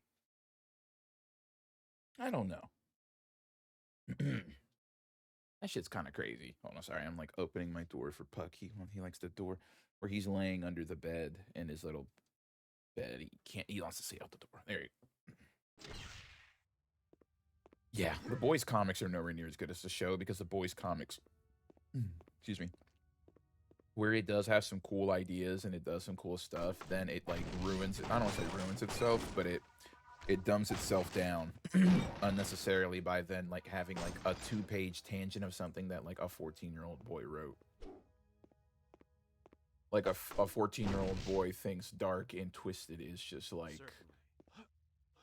R word, racism, like, and like not even contextually sound for like a bigger idea or bigger narrative theme, but it's just like for the sake of having something edgy and dark. And I'm like, this is stupid. Like this doesn't serve a bigger purpose. Like I feel like the Boys comics, whatever they have to say about like politics or society, I feel like how outlandish it gets, it ruins it. Because I know the show is kind of outlandish, but it doesn't even hold a candle to the comics. The Boys comics are so outlandish, it kind of ruins them. Like, it hurts them. Well, he shouldn't have bothered. Jean Grey, are you okay? You sound different. I am very different. Uh-oh. For the first time in my life, I'm free. Free to use my powers without being restrained by Xavier and all the rest of you. Jean, you're not thinking straight. He told me you'd say something like that.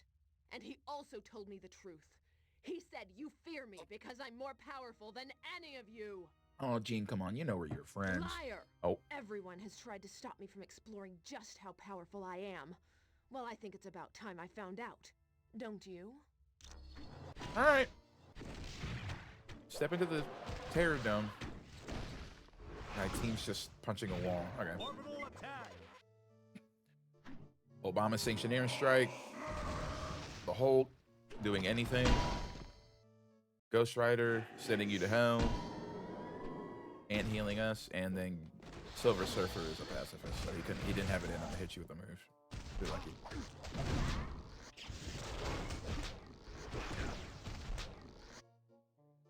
Orbital attack! Isn't Jean Grey actually the most powerful? When she's possessed by the Phoenix Force and she's Phoenix Force Jean Grey, yes, she is like, she's already one of the best, like, not I guess telepath, but also, what is it? What's the other word? For like people who can like read minds and shit. It's not telepath. It's the, or is it telepath? Is that, I thought telepathy was just like telekinesis and stuff. But outside of the Phoenix Force, she is pretty strong, but the Phoenix Force puts her over the scale. Like, she's the vessel of the Phoenix Force, or one of them. Because, like, now in the comics, everybody has been Phoenix Forced, and it's, like, kind of lame now. It's boring. I would love if Jean Grey was, like, the only human who could inhabit, like, the Phoenix Force. Telepath. Okay, yeah, that's what she does, yeah. Dr. Doom. So I spoke to Baron Mordo. He was able to divert your teleportation spell to my little land of fun and assassination. Oh my gosh, what have you done to Jean? And where's Nightcrawler? See how tense you are? This little vacation is just what you need. And remember, no one ever leaves Murder World unhappy, because no one ever leaves Murder World alive. Yeah, cut his ass off from all that evil mess. Here we go. Big top. Murder World. Luke Cage. I got a comic page over here. Oh, we gotta fight the clowns. Here we go. Big top. I won't say it. Crazy. Hot. I bet the Hawk Tool girl on this map.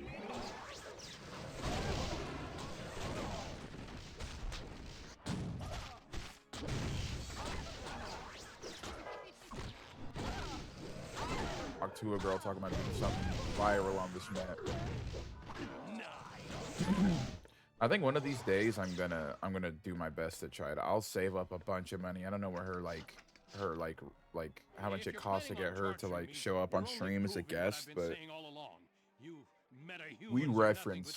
I reference Hawk Tua at least once a stream at this point. One of these days I'll get her on stream. Well, I'll like interview her about some stuff. How do I know you didn't stage this whole event so that I'd be grateful to you? You are a paranoid one, aren't you? Well, see yourself. Wander around here all you want. With a little luck, you'll last 10 minutes before one of our cage traps kills you. All right, all right. All right, all right. What should I do? Stupid, nasty fucking mutant. All right, well, I'm not a mutant, but find a safe place nearby and hide there. Once you've escaped, we'll have S.H.I.E.L.D. send a force to come and pick you up. Thank you. And I suppose I should apologize for my rude behavior. But you have to understand, a man in my position can't afford to trust anyone. I don't think I could ever understand someone like you, Senator. Just keep out of harm's way and help will be here shortly. Yeah, aka shut up and get out the fucking way, you bigot. Hulk will never lose. He's all anti-mutant until a bunch of us who aren't even mutants show up. And even then, he's like, yeah, I don't trust y'all. You're like mutant adjacent at best, right? Mr. Fantastic's about to die.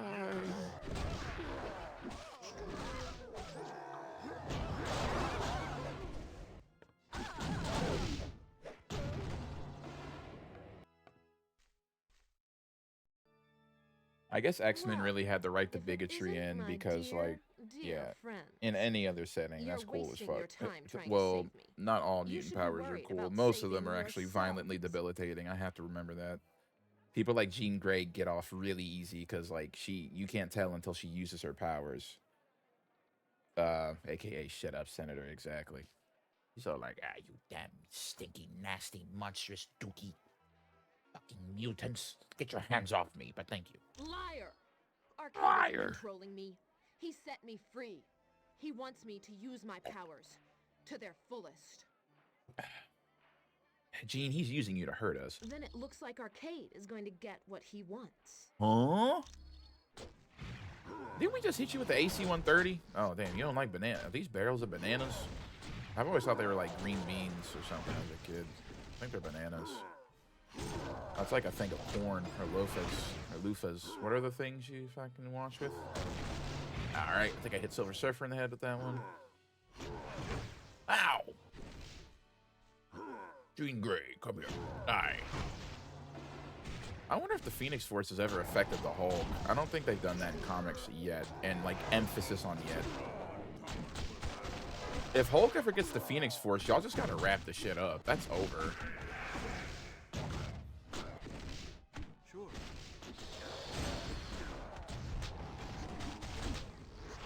Hulk's already strong enough to snap the world in half if he gets mad enough. Like, imagine him as the Phoenix Force. Help me!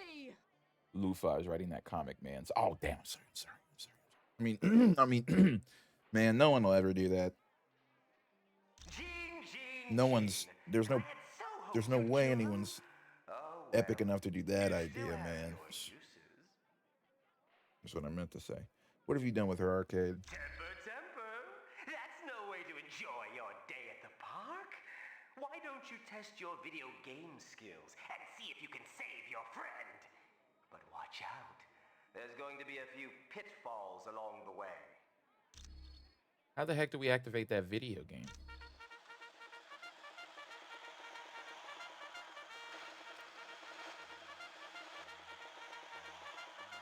Arcade is an actual character. Oh, dude, hold on. Okay. Hold on. AVK, I just thought of a great segment for Comic Book Wednesdays. Hold on. Excuse me. Excuse me. Hold on.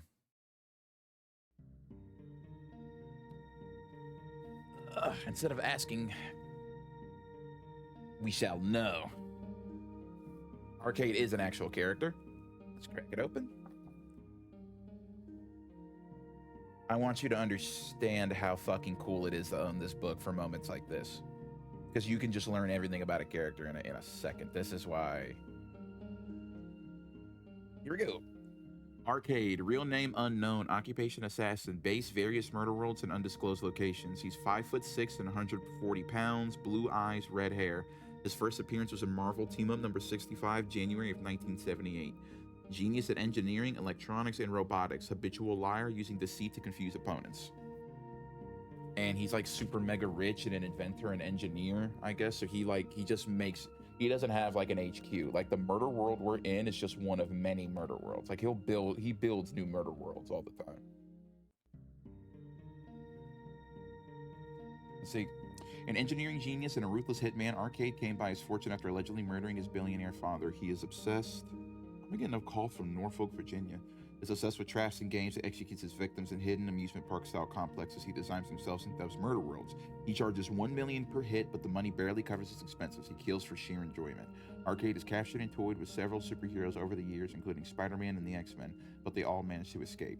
Arcade kidnapped 16 superpowered teenagers and put them into a massive new murder world, pitting them against each other in a life or death competition in which he claimed only one could survive. Several heroes were killed before they would escape. He was employed by Craven the Hunter to set up the so-called Great Hunt in Central Park, for which Arcade sealed off the park and built hunter bots to seek and destroy animal-themed villains. These robots were controlled by wealthy clients who had paid handsomely to take part in the macabre blood sport, but the operation was shut down by Spider-Man. Arcade was captured but later resurfaced with a new murder world. That's why I bought this. That's why I bought that book. You can literally know anything you want about any character. Whoever just called me left a voicemail. Who's in Norfolk, Virginia?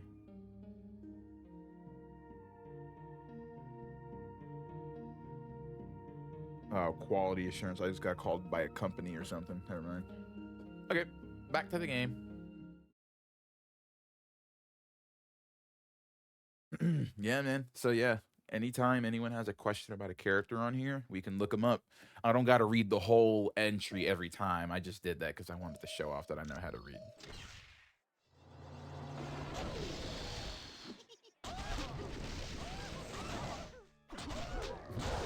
They really put him on blast. How tall was he? 5'6", 140? Literally, I could roll arcade. I'm like 5'9", like fucking 230. I could fucking elbow drop him from the top rope. That's like Kane versus Rey Mysterio if I ever get my hands on arcade.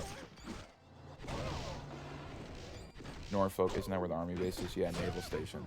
I didn't know that. Probably the VA calling me about updates to about the stuff for my school because the government shut down. They had to delay payments to people, so I think they have to like catch up with my payments. AKA, they probably calling me to tell me they owe me money.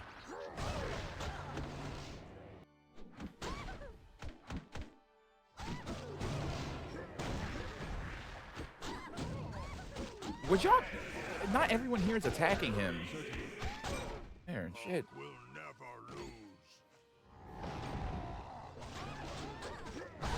I don't know anybody in the Navy, so I don't think that was like a friend calling or anything. Marcus might live in Norfolk, but I think I have Marcus's number saved. I don't know. I haven't talked to Marcus in months. I don't know.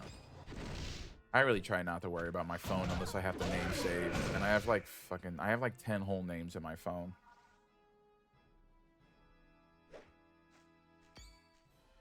In the Navy. Yeah, I don't have any friends in the Navy. Right. That's cover. I don't have any friends. No, for real though. I don't know who that could have been. I think they left a voice message, which is what I was trying to do. I wasn't trying to call them back. It's a 14-second. Who's calling? Oh.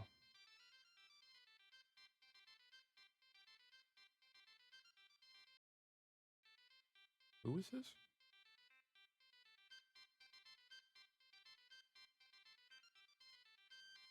Let me go ask my dad if he knows who this is real quick.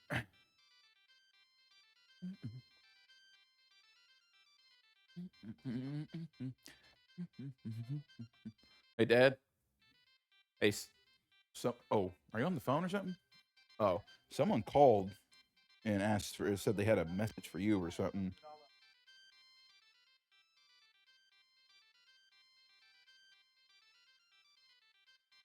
I think it's Aaron or Eric Himsot or something.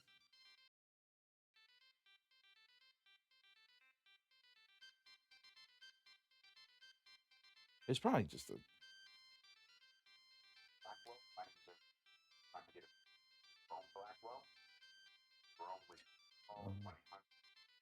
But before you call back, I have been getting texts asking for you about like approving for like a loan or a chunk of money or something. I'm figuring it's a scam or something. So yeah, before you call, they're just, yeah, that's probably what it is. Okay, hold on. I wonder if, no, I can't find one of those. Nah. I'll take one funny one, bro. They be contacting me about you for DirecTV or something. You got a bill with them. I know that thing. Oh, I was about to say, I want to tell them, be like, y'all know the last time we had DirecTV? Y'all need to leave us alone. All right, Lady. Was it? Yeah, I just grabbed it. Not like I made it. I just grabbed it. I'm glad y'all liked it, though. Because, yeah, I was going to go to the hot food spot, but they, you know, like I said, they were on it bad. So I was like, let me just go find something to throw in the oven.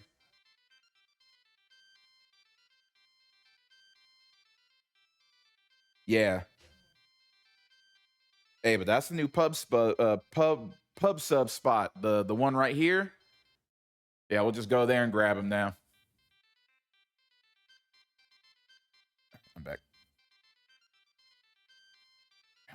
All right, sorry. I had to double check with my father if he knew that number, but it's like probably some scam. Okay, we're playing Pitfall. Here we go. All right, y'all think I can make over the snake? Oh, yeah. Oh, I got stuck. And then look, if you go back, you get the gold.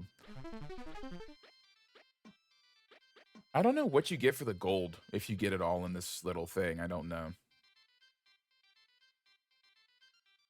Wait till we get to the gators and stuff. This is good.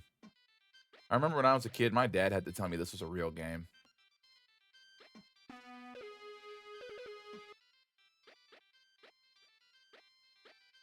Wait, did I miss a chance for gold back here?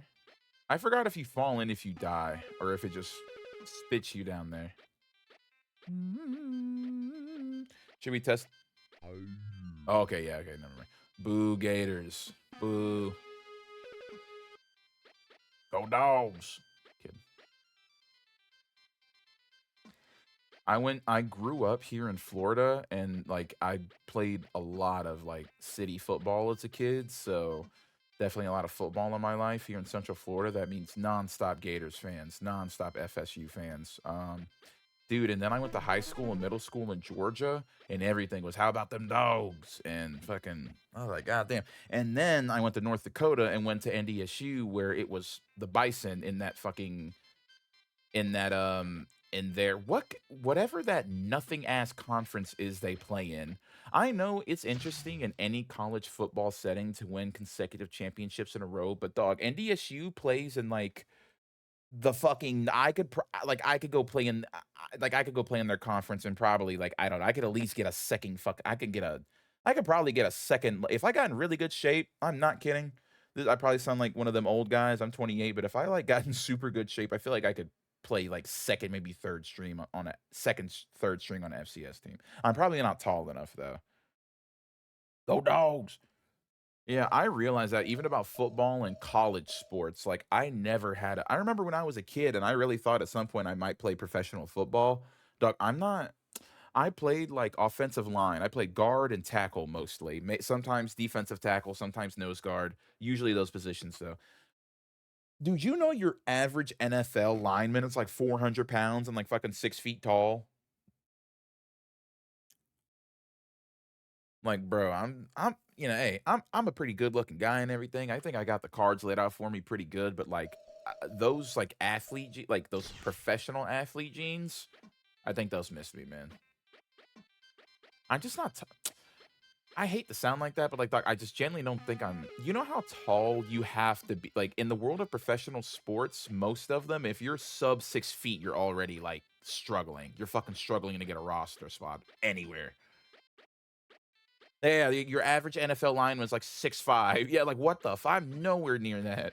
I never hit a second growth spurt, sort of, I guess. Like I'm pretty sure I've been about the same height since high school. I don't think I have any more growing to do. I think I've maxed out. Unless I physically and like facially went through a second puberty in like my mid-20s, definitely. But like, no more growing.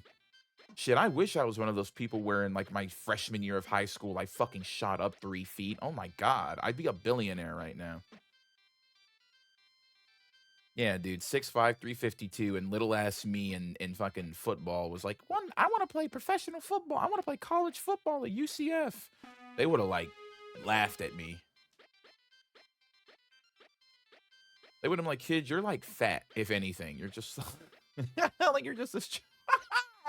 Hey, being so mean to my younger self. I was just a chubby kid, bro. Like, I just played football. Like, I'm strong as an ox, but like, dog, like, yeah, that going pro was never in the cards for me. I'm okay admitting that too. I was sick of football by middle school. I love watching team sports and like I love playing team sports casually, and I love like playing on a team. I don't ever want to put pads on and play physical fucking football again. I'd literally rather like walk on hot coal and sharp nails. I never want to play football again. All they had to tell me was about like dudes shooting themselves in the fucking heart, and then I didn't want to play football anymore. And it was a bunch of dudes at the fucking position I play. No, thank you.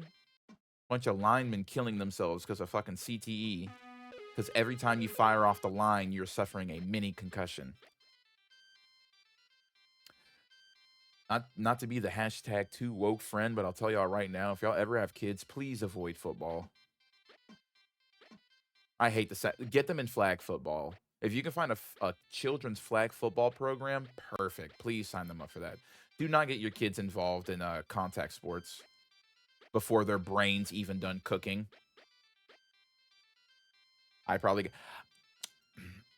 Dude, I know when I was I took some nasty licks. Like, there were some kids on that field. I know we were all like 8, 9, 10, 11, 12, bro. There were some kids on that field who would lay a grown man out. I'm not kidding. Some of those kids on that team could hit hard. Bro, I know my bell got rung a couple times, like pre 10 years old, around 10 years old, I know I got my bell rung a couple times, like to the point where like I'm like, yeah, that part of my brain probably didn't fucking finish growing, dog. I started with flag football, but I stopped playing because I started tackling. Hey man, sometimes you got that beast in you.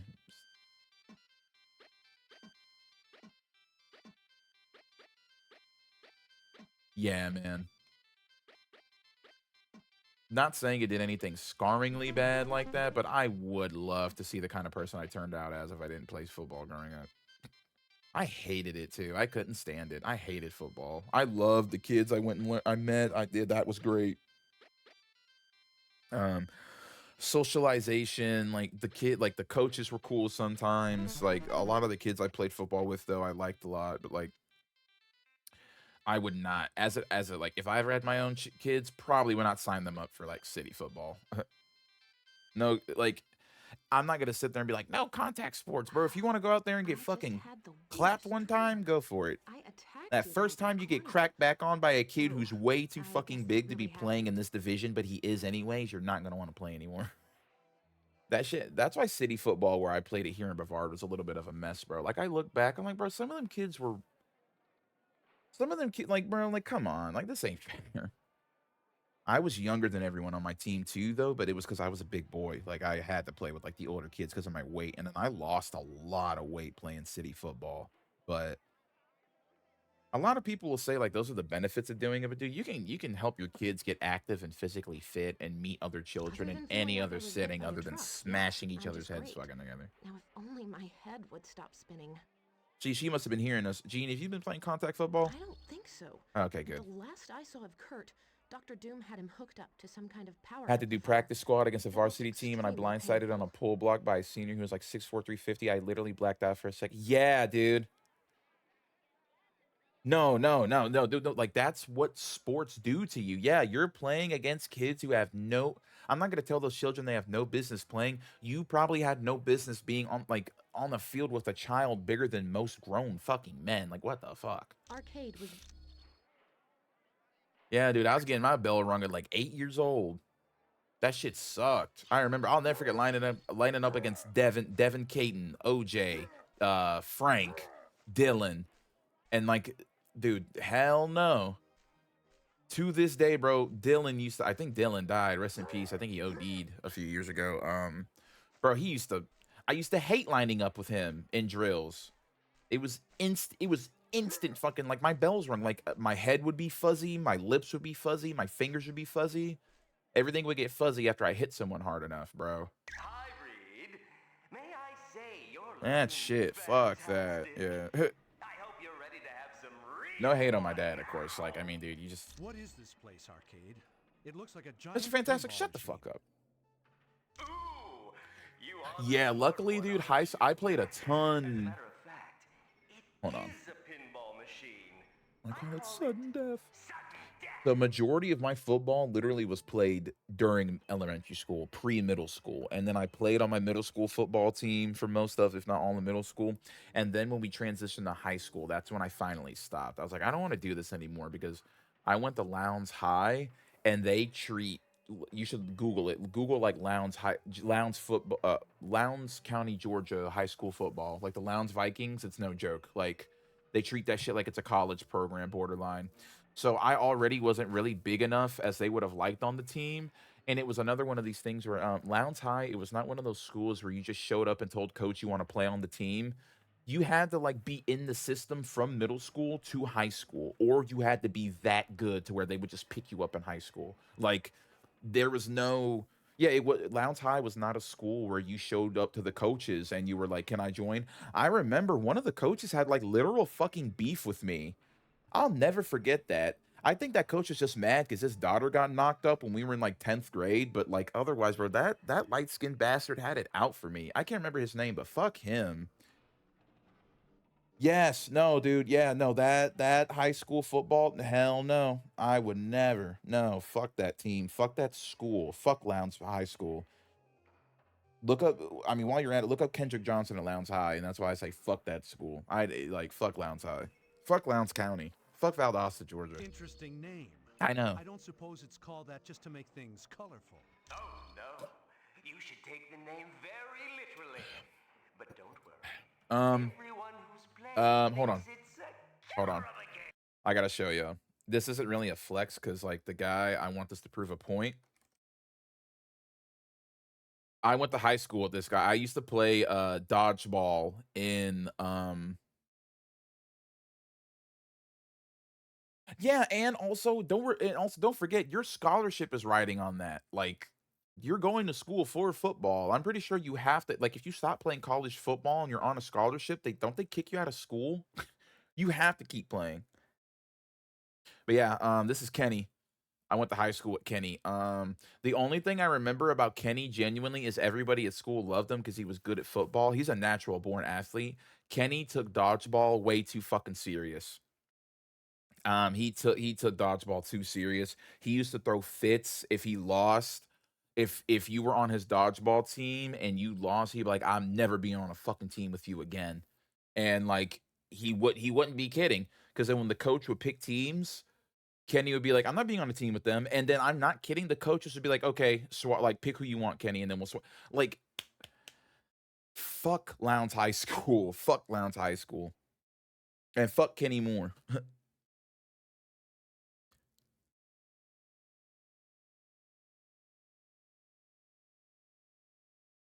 Yeah, everybody loved Kenny and kissed the ground he fucking walked on, and I guess it paid off because now he's a multi-million-dollar NFL player. But hey, he's like, he's overtly competitive. Kenny Moore is the epitome of overtly competitive. Maybe that's just me being salty though. I trust me, I never wanted to be an NFL player. I just don't like seeing people who are, and maybe he's grown up. I don't think it's fair of me to judge Kenny Moore at like probably 30 years old. Like probably like has grown up a lot, judging him for shit that he did in high school. But like also, I do feel like it's important to remember in life, people change, but like there are distances.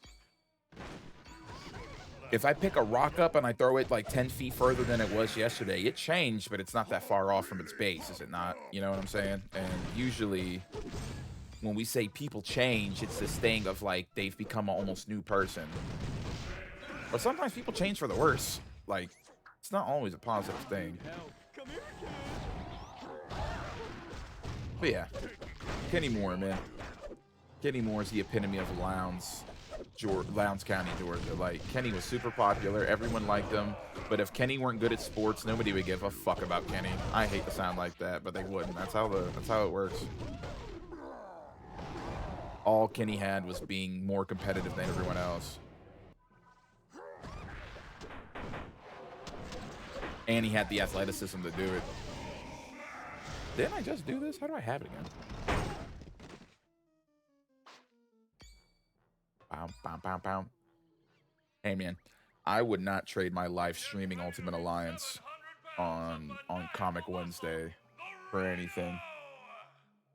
I think everyone has them at their school, man, and then it's like it just sucks to see people like that get rewarded in life. But that's America rewards people like that. That's how America works. That's when I realized, bro, you have to be good and a decent person and lack an ego for the sake of like not once again, not saying Kenny Moore directly is a bad person, but just like man, like End of the line. exactly. Yeah, I'm like, Kenny, you're like, I don't, you like, dude, you were competitive. Like, I don't know, man. Congrats. I don't know. Because, like, yeah, Kenny and everyone around him thought he was better than, like, other people in high school. And I know this because I went to high school with Kenny. You know what was crazy? Brian Bell.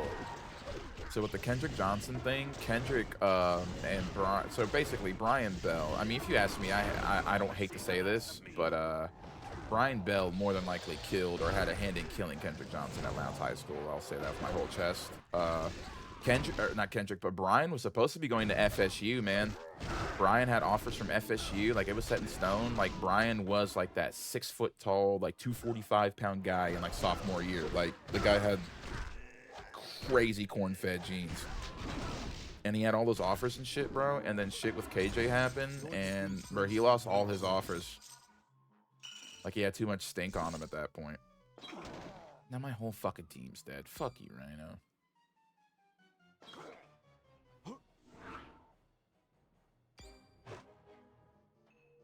I don't know. Maybe sometimes justice does get served, but Yeah, man. There's nothing I won't say hate because I don't think about it all the time, but man. Yeah, sometimes like we like to believe like I don't know, man. Saying people like that are bad is crazy. And also, who am I to judge who's a good person or a bad person? I mean, shit. I'm just a normal dude. I'm not God. But I can't say who's good or bad. Outside of people who are like, you know, objectively bad, right? Like awful people. Bro, it was like crazy on Twitter for a while. I don't know if anything else has come of it. Y'all remember that David dude? He made all that Fortnite music and then like kidnapped like a 13-year-old, 12-year-old girl and like dragged her around the country with him all the time, and then they found her like chopped up and murdered in the back of a Tesla in his name. Yeah, that like. Prepare yourself for the Duke of Destruction. What the fuck? Oh, dude, by the way. I do like being paid to bust up By the way, real quick, fun note, Shocker has no electric powers. His power is not electric. Shocker he creates shock waves. It's shock waves. He does not have an electricity power, which is funny because then another Spider-Man villain, Electro, does. It's fucking hilarious. Yonder Brody was frozen so they couldn't tell the time of death. Exactly. I think he just recently became a suspect, like a person of interest. I'm like, dude, I'm pretty. And of course, it happened in what, California or something. So I'm sure the fucking law situation is different there. But I'm pretty sure anywhere else on the planet, if there's a dead, chopped up corpse found in the trunk of a car that's in your name, the police are probably on their way to come and get you.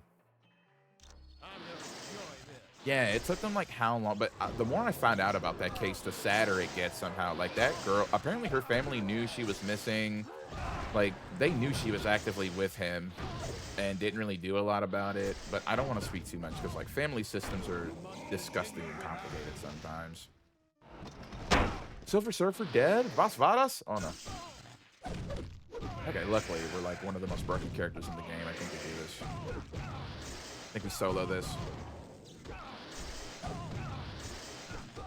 We do this slow, though. I gotta make sure I block, and we're good. Like, and all, yeah, like, that shit's crazy, man. Like,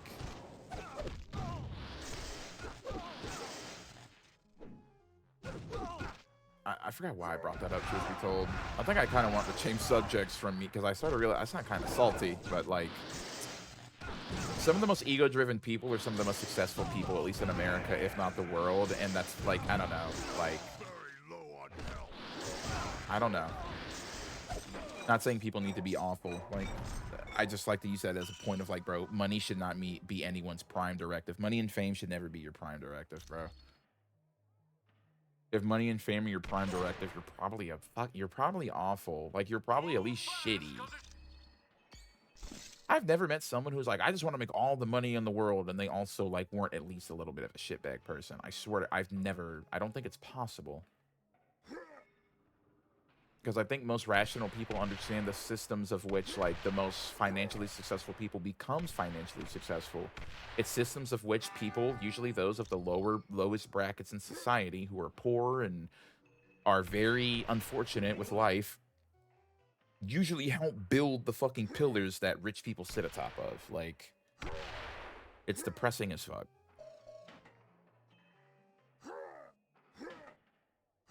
Let's be friends. But also, like, do we live in a world... I thought about this the other day. We live in a world where most people will, like... You go up to your average person and they'll tell you Robin Hood was, like, a good guy. Like, I would love to go to a rich person and ask for their opinion on the story of Robin Hood. I'm like, how do you feel about Robin Hood, Mr. Rich Guy? I think he's a piece of shit. Steal from the rich and give to the poor. Maybe the poor should work harder and get what they want. Oh, dude, suck my fucking dick, loser.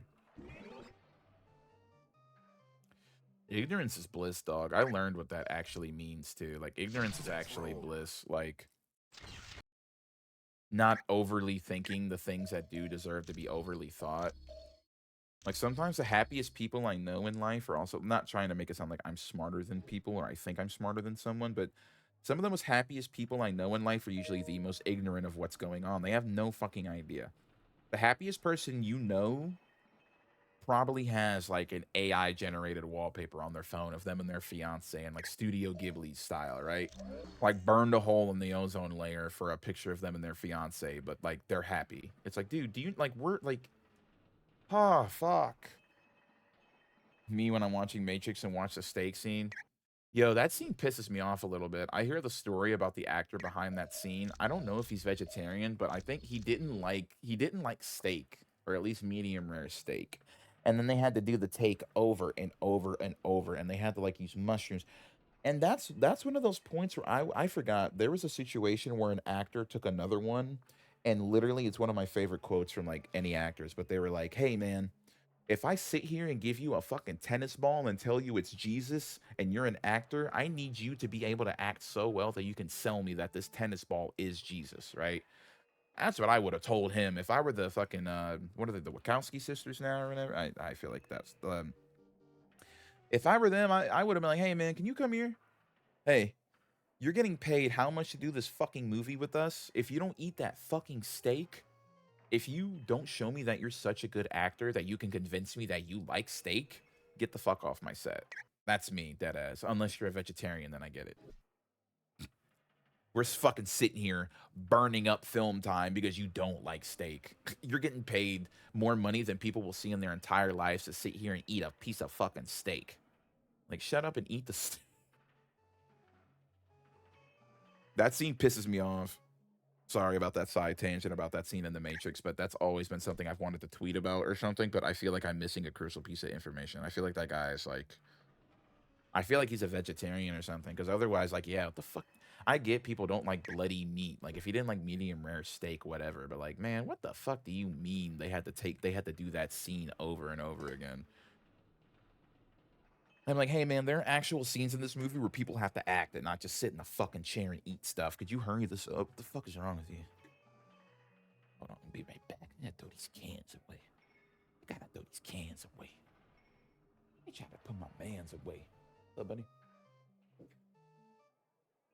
Getting your Fifth Street Avenue bar. Did this turn off? Wait, excuse me. What are you up to tonight? I was doing a little game search. I was trying to think of something cool that you might like that I can just like gift you. I'm gonna look for some. I just want to get you and Donovan again, like not shit. I just want to get y'all. I want to get half of y'all's Christmas stuff out of the way. Because then Christmas, I'm just gonna give both of y'all like $100, like, and call it a day. Yeah, or two. That's why I've been bothering you, but I'm not trying to like make you pick a game. But I'm like, nah, man, like find a game you like for like $45. I'll find something cool you don't like. Okay, yeah, I got you. I'll find you something. Yeah. I'm gonna message Donovan and see if he wants a game specifically. I'll hook you up. Yeah, I got you, dude. Merry Christmas. Yeah, get some of that Christmas shopping out of the way. All right, let's revive the team. Let's save. Let's roll. Let's roll. Actually, we could upgrade the squad. We probably could upgrade them. When the bad guys are up and it's time to take them down, who's gonna hero up?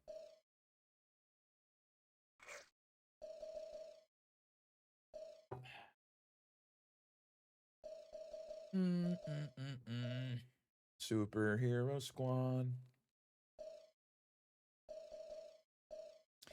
What attacks is it I'm using? I'm using Hulk Stomp, Hulk Smash.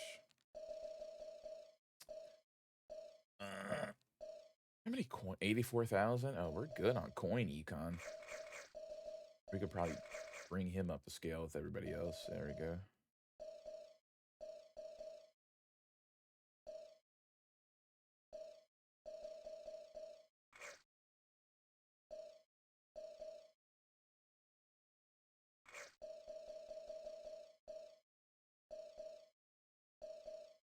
I mean, yeah, I guess this is all the damn upgrading. We're gonna. Oh wait, Hulk sheaths, 8 damage, +3 cyclone.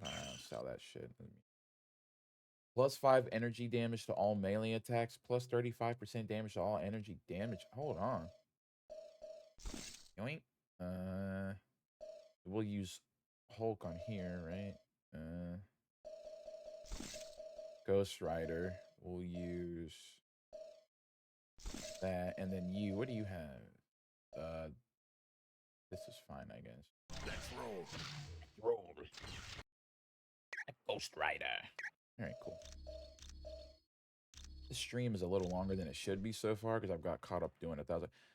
I might stream a little more too after this, after we're done with this game, but I just don't know what game I might want to play after. I don't know. We'll see if I do. It'll be something really chill if I do anything. Or I might just get off stream and like play some stuff I bought on the Steam sale. I play. Oh, so since GTA 6 is releasing what, November of next year? So I think throughout 2026 we will be playing like every Rockstar game. Not like I'm not playing those top-down Grand Theft Auto games. I'm sorry. Those things look terrible. They look awful. But we will be playing GTA 3, Vice City, San Andreas. Then we'll move on to like Red Dead Revolver. We're gonna play every game. We're gonna play all of them. Hold on, be right back.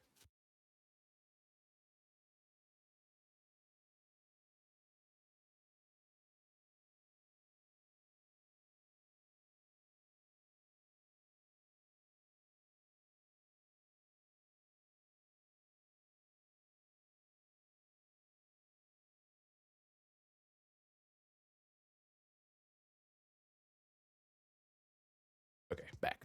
But yes, 2025 will be the year of the Rockstar, or 2026, excuse me. And then I want to do a tier list of all the Rockstar games as we beat them. But yeah, so we're gonna do all the Rockstar games. Not like I'm trying to 100% them or anything, but the ones that I really like, we will spend more time on. The 3D games, I think we'll spend the most time on them because as a child, I played them like a lot, but not, not the story. I would get like an hour into the game and then just like start driving around and blowing shit up. So, oh yeah, we're gonna be playing GTA 4, GTA 5, RDR 1, RDR 2, Manhunt 1, Manhunt 2, all the Grand Theft Autos. Yeah, just gonna be a crazy fucking year if you're a Grand Theft Auto fan.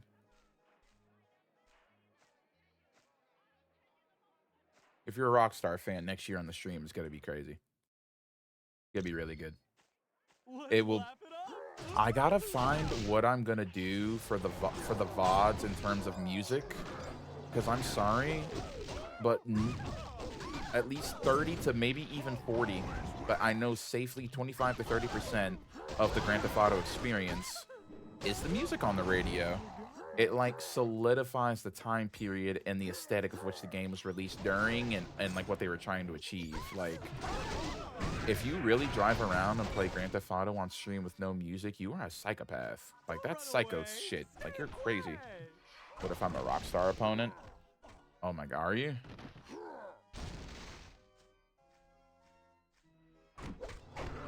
What do you mean opponent? Like, you don't like them as a company? Wait, did they do something fucked up to where I shouldn't? Outside of like just normal terrible business practices? Oh, okay. I got scared. Every stream, AVK's gonna show up and be like, hey man, by the way, fuck you for playing this rock slop. Oh, if you're a Rockstar fan. Oh, thank God. Okay. I'm into the energy drink. Oh, they did union bust. I wish you could see the face I'm making right now. I think it's a real like clip farm like kind of face. Forgot they did that. Yeah, what did they say those people did? Leaked gameplay footage of or like gameplay info of a game where like whole ass clips of it are on YouTube like every day. You scroll for 10 minutes on TikTok, and if it knows that video games are one of your interests, it's probably showing you the leaked GTA footage. Leak info on a Discord or something. God, like...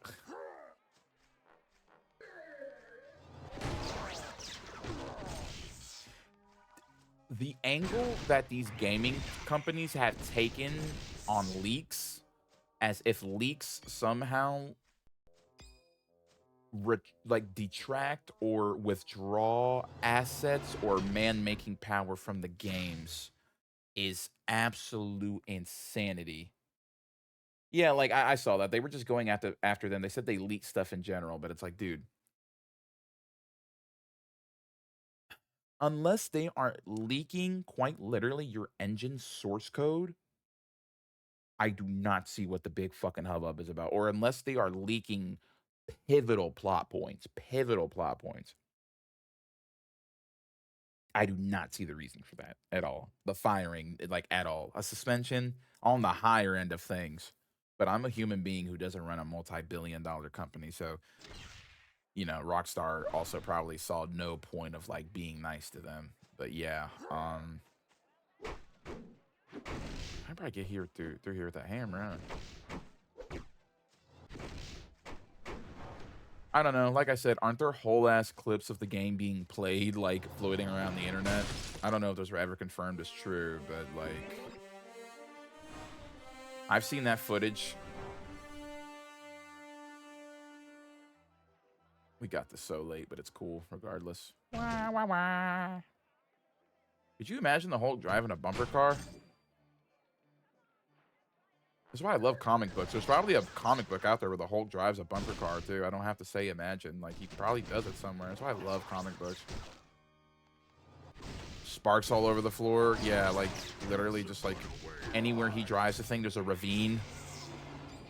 I love the Hulk. I would love to write Hulk, but like I would write a very 80s centric, 70s centric Hulk story. Like it's going to be fun.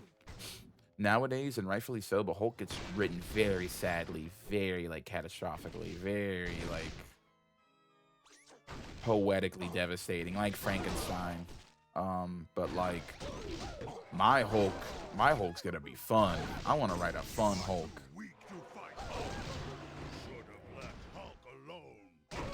If I wrote Hulk, I would want him to be drawn like, hear me out, the Lou Ferrigno Hulk or the Ang Lee Hulk, one of the two.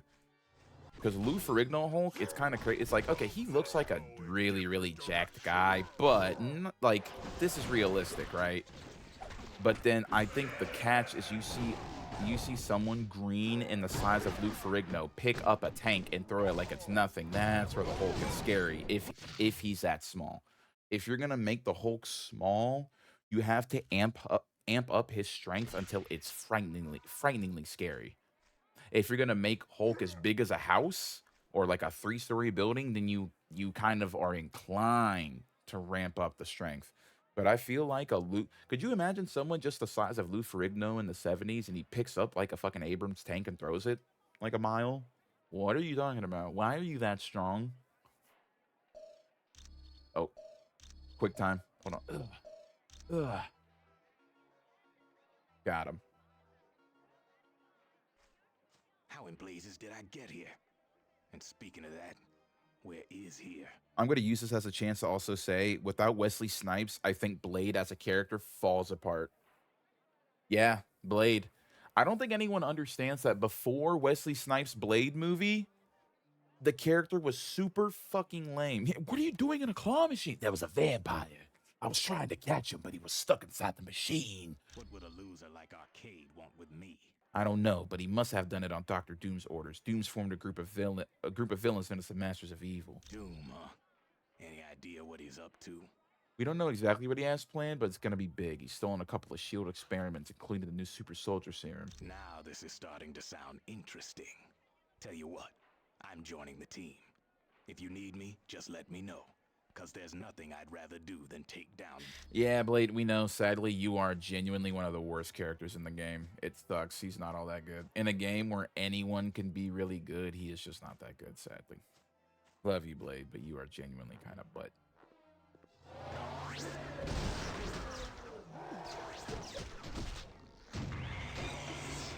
Whenever Blade gets caught up in more things than, like, vampires, it makes me laugh. Once again, if I were ever allowed to write Blade, you know what I'm writing? I'm writing a Blade run where he's like Goblin Slayer. If you've ever watched the anime Goblin Slayer only cares about goblins. If the job has nothing to do with goblins, he doesn't really give a fuck.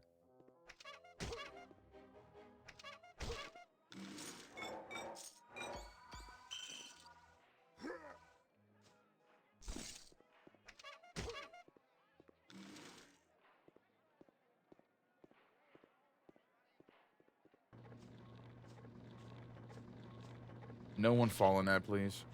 Thank you. I've killed so many team members over the years with that because they would run over that and then I would open it and they'd fucking get ground to hamburger meat. Hulk always wins. Yo, I'm trying to, not in a cringy way, but like how would I don't want to say advertise, that sounds like lame, but how would I let people know like, hey man, I'm doing a Sam Raimi Spider-Man 1 stream this Friday. Dude, I want folks to pull up. Maybe I'll just ask. See if Wilma can show up, because I know Wilma's usually pretty cool. He likes chilling with the movies and stuff. I gotta see if we can get some people, because like I want people. I don't know. I guess I'll just tweet it out again. Be like, hey, come check this out. Everyone's welcome. Because I realized like a big part of streaming is like building a community, dude. I just don't know how to do that. Like recently I've been watching streamers with like smaller communities, like 15, 16, maybe 20 people communities max, and I would really like that, but I don't know. I don't think I'm social enough. Like whenever I'm in someone's chat or stream, dude, the last thing I even want to do is type. I don't want to say anything. I don't chat at all on Twitch. I really don't. If anything, the only reason I have Twitch chat ever open is to see someone being cringy in chat, because like especially in small communities, in a big community, like in a big community, even 100 people watching a stream, you're not going to really see the weirdos, I don't think, right? But then if you watch someone with like a 20 viewer community, you can immediately point out the people where I'm like, okay, I can tell you're a regular and you just haven't been banned or timed out because like the streamer likes you as a regular, or they kind of feel sorry for like this parasocial relationships. And I see it the most with women who stream, and I hate that. I hate it so much because like, I don't know, a lot of women I stream, the first thing they'll point out is like, yeah, most of my viewers are men. I'm like, yeah. And I'm like, damn, that must kind of, I'm sure a lot of them don't care, but also I'm like, dude, that must kind of suck. I have a feeling, maybe I'm wrong, but I have a feeling that's like somewhat applicable to, like, you know how much I would hate it if I found out a bunch of fucking 13-year-olds watch my stream? I'd stop streaming. If I had like 100 people watch every stream, but like 75 of them were 13 or 15-year-olds, I wouldn't stream anymore. I would hate that. And if I found out, or if they acted like it, I'd hate it. I would hate streaming. It would ruin streaming for me. And I think that's why a lot of streamers like bring up like, hey, do not talk about your age in chat. Not because, not only is it like a safety thing, I guess, but also, yeah, I'm not gonna lie, dude. If I find out you're a minor in my chat, I'm not gonna act like an asshole towards you, but like I don't want you in my chat, because I probably gotta kind of watch what I say now if I'm a responsible adult. Like, I don't want to know you're fucking in here, man. I know oh my god, Cyberpunk. Full disclosure here, man. It's why I made a new Twitch account, AVK, for a while. I know you were there for a little on. I think you followed it. I had, if you say you're younger than 13 in chat, you can get reported. Good. Fucking good, dude. It should be 15. It should be 16 and younger. Holy shit, get out of my fucking chat. Unless you're 18. I'm not gonna lie, unless you're old enough to buy an illegal substance or go into a strip club, stay out of my fucking chat. I won't say buy an illegal substance. I mean, like, you know, unless you're old enough to buy a controlled substance, get the fuck out of my chat. I don't want you in here, man. This isn't daycare. Go get your fucking tablet or something. Oh, Cyberpunk. Yeah, man. This like 14-year-old, 13, 14-year-old, I don't know. They disclosed, I did not ask. They just disclosed the shit because they were talking about like, hey, you have a really good voice. And this, they were being like overtly flattering. It was really weird. I felt so uncomfortable all stream. What do you think they are watching on? I have no idea. Oh, true. Yeah, wait, the tablet, true. I don't know. But like, it was very off-putting, and they started talking about, I'm actually doing this independent RoboCop fan-made film. I'm like, dog, you're 14 or something like that. And then it just got weird, because I have this 14-year-old in my chat watching me play this game where there's like sex noises on the fucking monitors and I was like, dude. So I like never streamed on that channel again, and then I actually got like a Twitter DM from them. They were like, where did you go? I was like, bro, leave me the fuck alone! Leave me alone! You fucking weirdo! Leave me alone. Oh my god, I hate the internet. I hate the internet, dude. I hate the internet, only because like, No shade to my socially anxious or socially awkward people out there. I love y'all, but man, if y'all don't find a way to fucking... God, I sound so mean, as if I'm not socially awkward, but like, if y'all don't find a way to get that shit under wraps, they need to take your internet.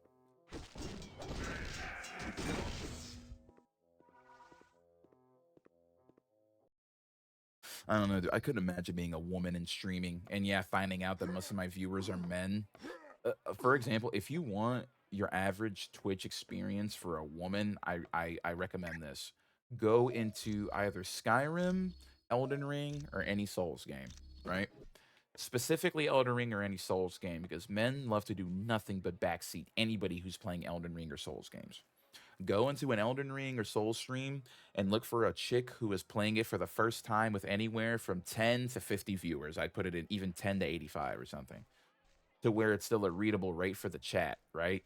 I guarantee you there is like that one guy who is like casually backseating them and also kind of like, I don't want to call it flirting, but like, hey man, if you think this woman's going to suddenly be attracted to you through her Twitch chat, you got another fucking thing coming.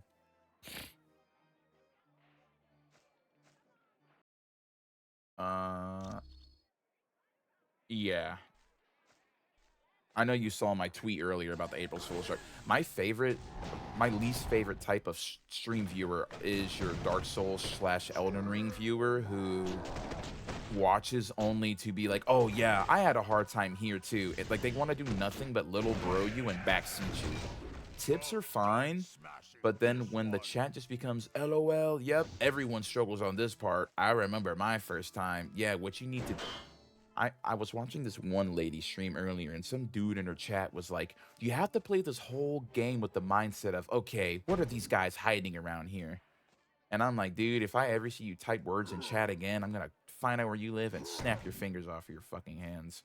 If anybody gave me advice to play a game that way, I'd hang myself on stream, probably.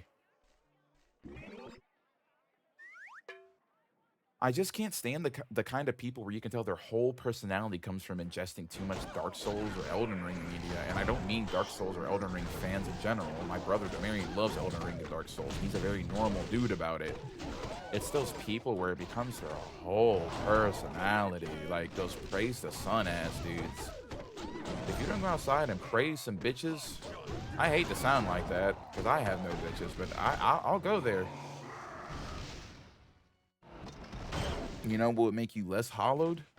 Some bitches. Hollowed one.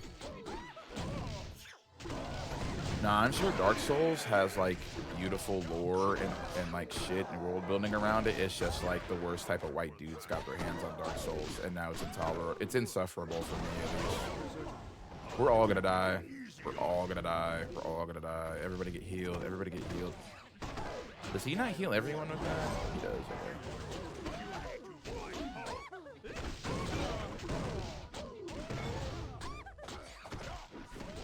Yeah, like I don't mind if people like Elden Ring or Dark Souls, or I don't at all, of course. Like, why do I care what you like? Like, I think it's cool, be a fan, but there's something about Elden Ring and Dark Souls dudes, men specifically, who love that shit, where I'm like, like you make my skin crawl. You probably just love what attracts a lot of men. Oh god, I'm about to get on my fucking, like, I have a fucking degree in the humanities flow. If you don't like that kind of talk, I don't know, leave the stream type shit. But I think a lot of dudes love Dark Souls and Elden Ring specifically because, especially white dudes, don't hate to be like this, bro. White dudes will eat up anything that is a medieval fantasy setting that is full of mommy milk maidens. And admittedly, what do like a lot of Japanese like game developers like? They like fantasy milk maiden white ladies. Like they love that shit. Go look at 90% of like the women in Elden Ring or Dark Souls. Go look at them. They're all very majestic mommy type characters with long white blonde hair, and they're all so majestic. Like it does nothing but serve the male gaze. And I know I probably sound like #too woke, but that's what I get from it. That's what I get from Dark Souls and Elden Ring. I'm like, yeah, this is made by a bunch of Japanese dudes who know that they make it for a bunch of horny dudes who like have mommy problems. And that's probably my very inaccurate, like, bad representation of Dark Souls, but that's my opinion, you know. Fuck it. Certainly. I do not hate people just because they like Dark Souls, nothing crazy like that. And I don't think every Dark Souls fan is like that, but most of them on the internet that I've interacted with, that is usually, it's one of, if not all of those things I described. The Dark Souls and Elden Ring fan base has kept me from playing the games. I will not play those games just because I know the people that like the, well, not the people, sorry. Let me not be like that, but yeah. I'm good. I'm good. I'll leave it at that. I'm good. We've gone on, what, like a 20 minutes Dark Souls rant? I'm good. There was this one person I found streaming on Skyrim. She was pretty cool. And then she was very much so like a e-girl who was racist for like the edge and the attention, or, you know, like racist white e-girls, like some of the worst people to touch the internet. She was definitely one of those, because one time she did a whole stream in like Nazi SS cosplay minus like the swastika armband, and I was in chat and I was like, yo, this is ironic, right? Like, this is irony, question mark, like, right? And bro, her reaction was genuinely like, who cares if it isn't? I'd be like, all right, I understand the kind of people you want attention from. My black ass will see the door, thank you. I was here to watch you play Skyrim, not bait racist, like, sad white dudes on your stream. Let me get the fuck out of here.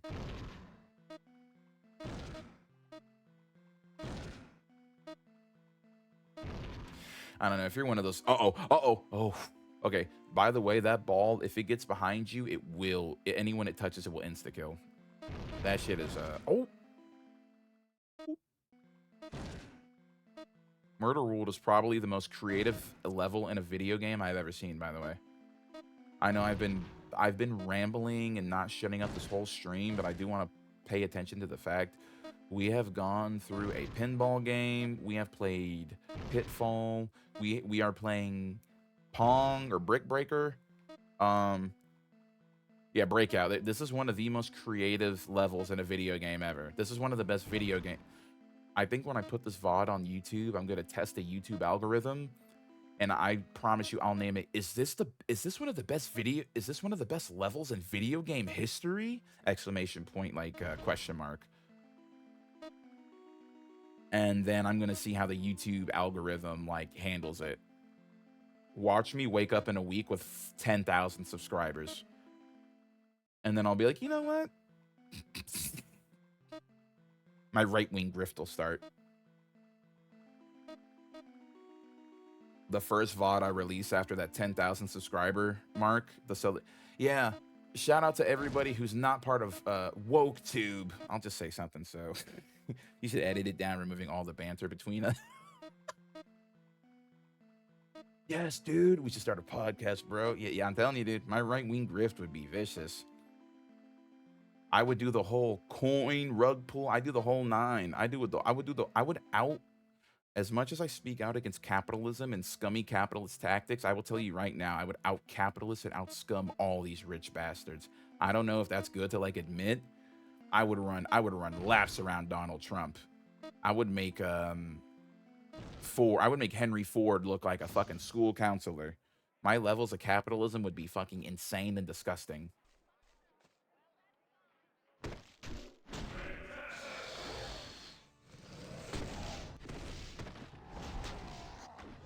Yeah, that's why I don't know how good the sound's saying on a mic, but yeah, I will never actually do a right-wing grift, because I know that does mean selling your soul. But in a universe where I were to do it, well, I'm black, dude. I can't right-wing. Well, nah, Candace Owen. I feel like Candace Owens has like two personalities. You should have run. I feel like Candace Owens is real life Two-Face.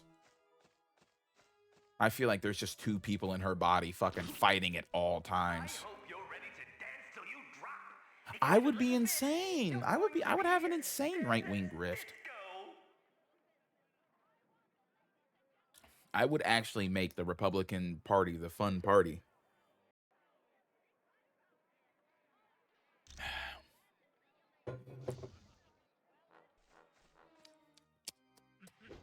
You can refer to your kind of people. Be like, yo, he's saying what we've been. Yeah. Black people who do the right-wing grift is depressing and disgusting because, like, it usually turns into Uncle Tomming and cooning, sadly. Like, it's just seeing how hard you can tap dance for the white man. Like, that's what it becomes. I hate to sound like hashtag, like, too woke. Not really, but... Yeah, man, like... Being a black conservative is, like, parallel to selling your soul. That shit's insane. The fact that people like Ben Carson and then black people like co-sign Ben Carson, I'm like, yo, y'all have gotta get off the plantation. Ben Carson is the type of dude who would tell Master if y'all were planning on running away. I hate to be like that. He would.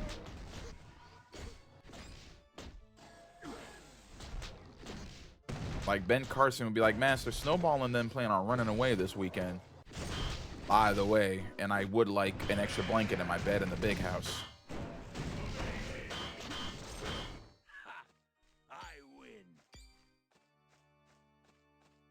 The Running Man last night, I just remember because the book is very racist and the words house. Hey, man, we gotta have a conversation about Stephen King. AVK, I'm pretty sure I know you like him. We gotta have a conversation about Stephen King. I gotta use the bathroom again, but we have to have a conversation about Mr. King. I'm not about to be the type who's like, dude, look, I want to ease your mind. I want an actual conversation about this man. I'm not looking to cancel anybody who reads his book or watches the movies based off it. Bro, is this guy like? Do you think it's possible to have a good creator of horror who also isn't like a weirdo freak asshole on the DL? I don't think it's possible. I think that's where they get their spark. That's like asking some of the best fucking artists of all time to not do their drug of choice. What the fuck are y'all talking about? Not saying he would have been asked, but do y'all really want to hear Jimi Hendrix not on acid or PCP or like whatever he was, LSD? Do y'all really want to hear that? I don't think so. Like, not that it's bad, but if you hear Jimi Hendrix on LSD and you take him off of it, there's a clear winner, probably. We've all heard Eminem, aka Slim Shady, before and after his drug addiction. It's terrible. But that's the grim world of creativity. I don't think a lot of people are willing to face. Like, bro, some of your favorite creatives did their best work when they were in their lowest pits of their life. Like, that's just how good art's made, though. I'm a full subscriber of that. I think any human being makes their best art while or after they have gone through the worst part of their life. I like Stephen King, and his books get some crazy. Me, yeah. I know what, The Dark Tower? That shit's pretty gas. And they cast Idris Elba for that, even though the movie was ass, so it can't be that racist, right? The Running Powell, even though the Running Powell isn't the main guy Glenn Powell. Did I just sound like so stupid saying that? Am I? Dude, oh my God, you're laughing at me. You're laughing. I make a simple grammatical mistake on Thanksgiving Eve and you're laughing. The Running Powell. It's gonna be a running joke, isn't it? The Running Powell. Wrong. Word wrong, I can't. My favorite grammatical mix-ups are when I sound like someone's like aunt or like uninformed mother. I love that shit. I did that with Brockhampton one time, years and years ago when Brockhampton was new. I was asking a friend, I was like, what's that new rap group? And I said Brock Turner. And the Brock Turner shit was like still going on. Like that terrible, disgusting human piece of shit. Excuse for a human who like raped somebody behind a dumpster. Like, but he is the lead. Right. That movie looks really, really, really good. Glenn Powell is just probably the most white actor I've ever seen. If Glenn Powell would have existed before Leonardo DiCaprio and Brad Pitt, those two would be out of a job. I don't know how else to say. Glenn Powell is the most white guy I have ever seen in my life. Him and Paul Walker are neck and neck for the whitest guy ever. And I'd like to say Glenn Powell beats him because Glenn Powell, as far as I know, does not have teenage girlfriends. So, yeah. Paul Walker and Glenn Powell were neck and neck in the white boy off for me. And then, yeah, Paul Walker died and dated teenage girls. Kids had a fun day Glenn Powell is Matthew McConaughey light. How much your mother and I had to scrimp and You know what that's you just broke my mind. You know what you just explained to me basically? Like, you know in math when they're like in any operation in math, you're like, you know this equals this if you just flip it? That's what you just told me. You just gave me the actor version of the difference of two squares. Did you know that? Glenn Powell is Matthew McConaughey light is the sum of two like it's the difference of two squares version of actors. I don't know if that makes any sense, but that is so funny. I can see someone He is. cranky, but that's okay. Just like how Something here that should quiet you.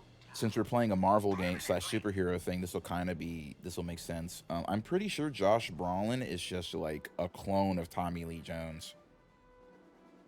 Because then they had Josh Brolin play Tommy Lee Jones, like young Tommy Lee Jones, in that not X-Men, Jesus, one of the newest Men in Black movie where they time travel. And then on Howard Stern, Josh Brolin did his Tommy Lee Jones impression. And I was like, oh my God, those two were he did the one that got him the casting. He was like, all he did was this. And he did it, and he was like, and I was like, oh my God, he's just literally Tommy Lee Jones.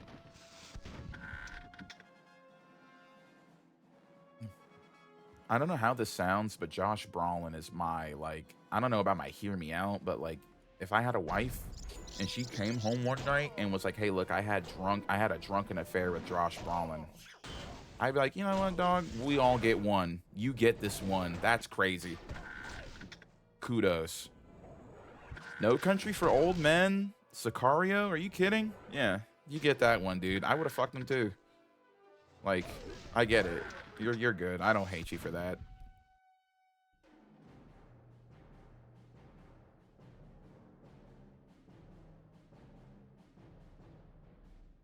I think that was a crazy sentence I just said. But I feel like most women in my age range and older, I probably just became way more attractive to them because of that fact. I think I just grew my dating pool violently significantly, should I say.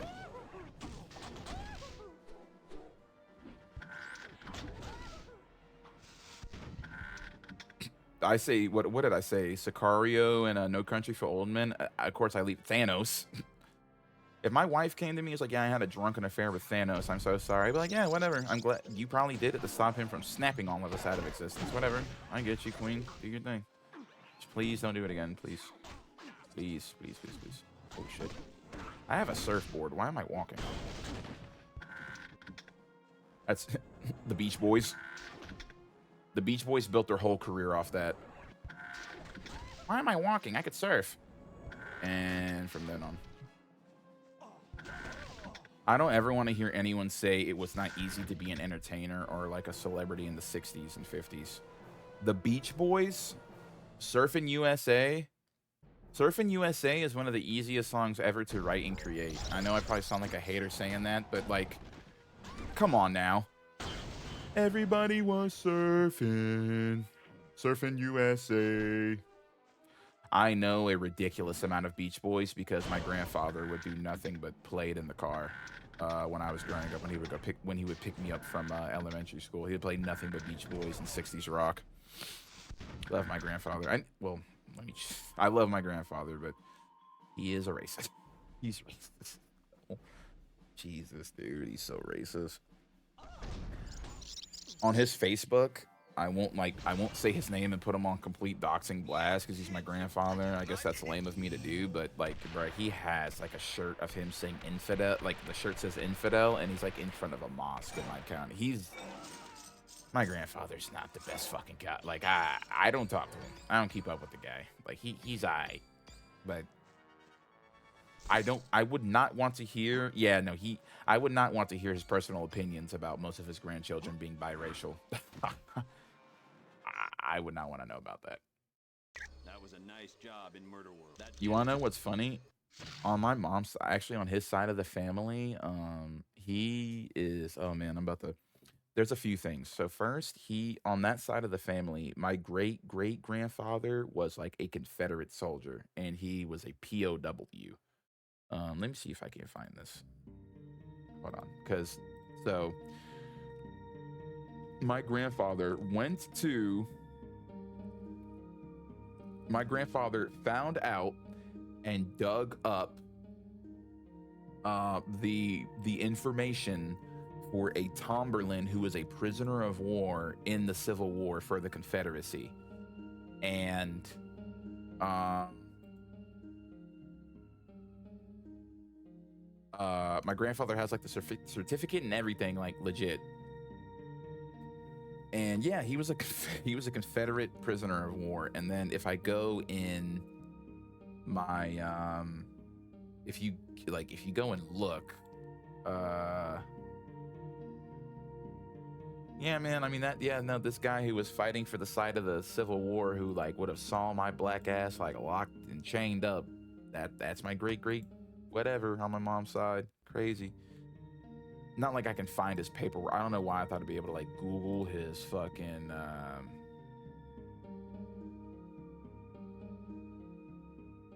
not like I would find anything about the fucking guy, but yeah, no, there is, because at their house, at my grandparents' house here in Mims, there is this little chest in their living room that growing up I always wanted to go in there. And now that I know what was in there, maybe that's why my grandmother didn't want me digging in there, dude. It was a chest full of Confederate Civil War memorabilia, and I'm talking period accurate. You know what? I hate to sound like this, but like whenever God, this sounds so fucked up. I want to get that chest. I want that chest because some of the stuff that they have in that fucking chest is probably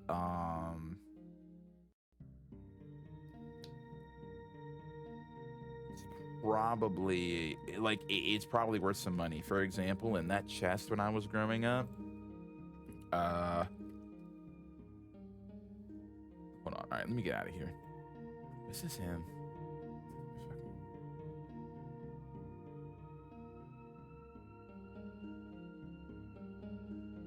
Anyway, let me get back to the game. But yeah, all that is to say, my family history is crazy. And yeah, that at my grandparents' house, yeah, they have this chest full of Civil War memorabilia, like Civil War era Confederate memorabilia. Oh, let me alt tab one more time. I got to get back to the game, but hold on. I want to show this. I want to show this for real.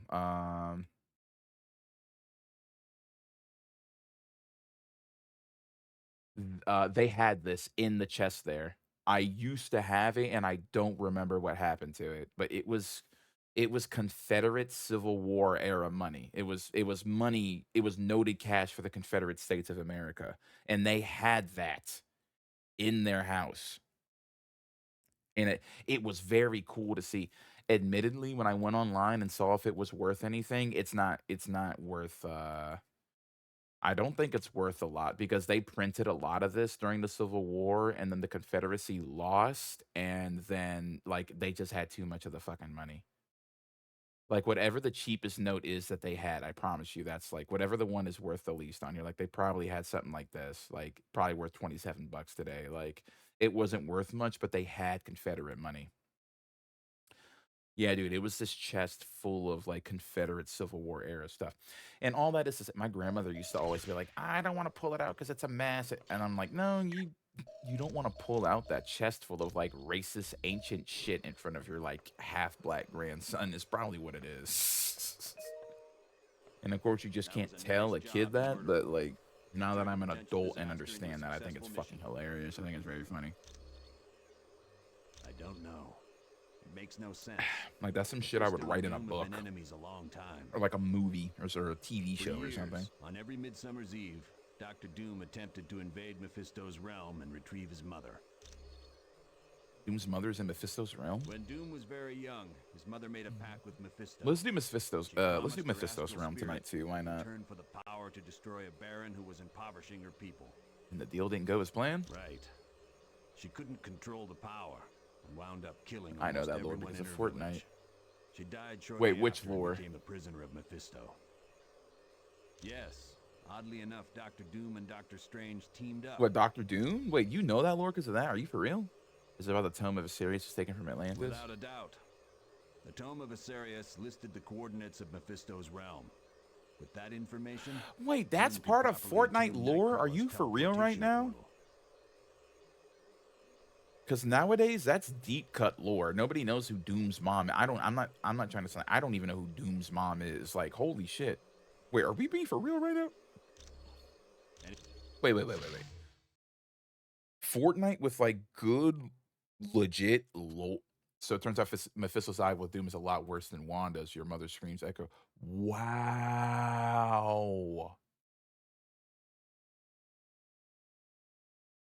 Wow.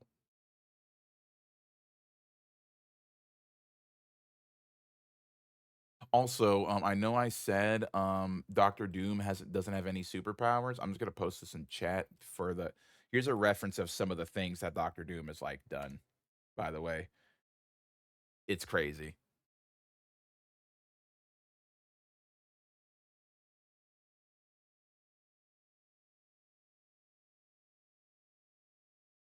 And then yeah, right now in comics, Doctor Doom is also the Sorcerer Supreme. Well, he was. That just ended too. He just gave it up and he died. But I don't want spoiler alert.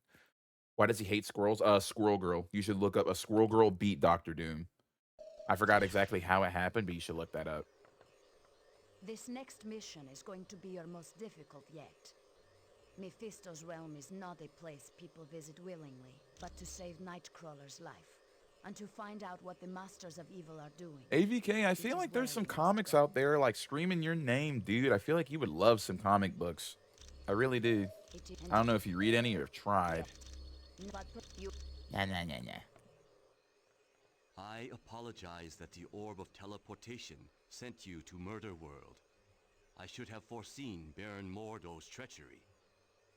Damn, now that I think about it, yeah, how the fuck did Murder World trick like one of Doctor Strange's fucking tools? Perhaps. I find that I must ask a favor of you.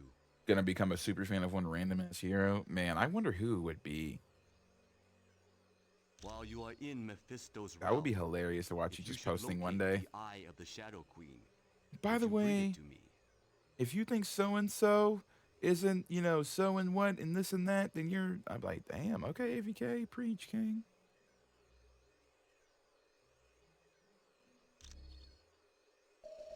Thanks, Swong. Let's just get to the game. I don't think we have anyone we need to do another. Yes. It was built by Shield to you know. Why are you talking? Like, why do they have unique dialogue like that? I'm trying to hit all the unique dialogue and stuff, but where's Weasel? I don't know if Weasel has anything else left to tell us, actually. Hello, and welcome back from Murder World. Despite his appearance, he is not truly a demon. He is most likely a shapeshifter. Oh, also Mephisto and... No, not... Wait, is it Mephisto or Blackheart who Spider-Man made the deal with that everybody... Because everybody found out who Peter... Civil War happened, and Peter Parker joined with Iron Man's side, but with the Hero Registration Act or whatever it was, all the heroes had to disclose their secret identity. And Spider-Man, to this day, one of his biggest things is his secret identity. Like, not a lot of people know who Spider-Man is. Because then when people started finding out who Spider-Man is, Gwen Stacy died.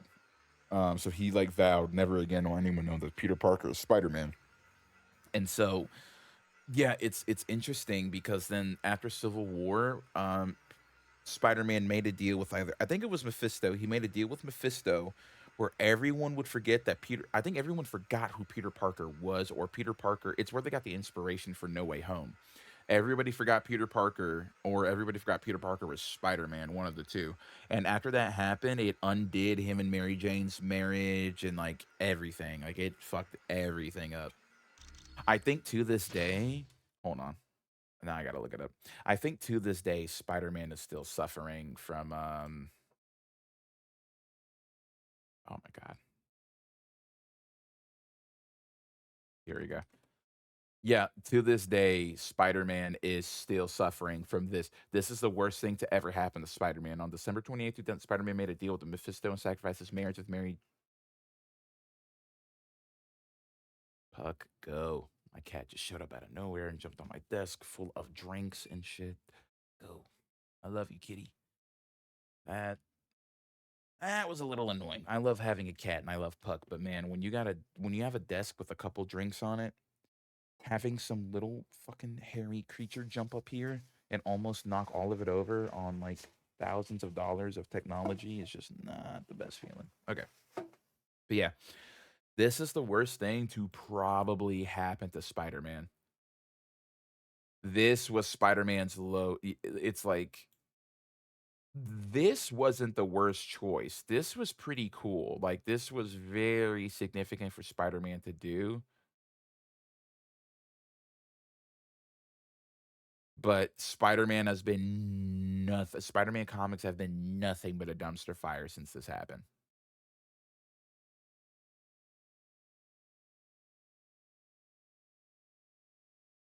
It was Civil War, but it's like, dude, like that's crazy. It's still crazy that something that happened almost 20 years ago is still to this day ruining Spider-Man.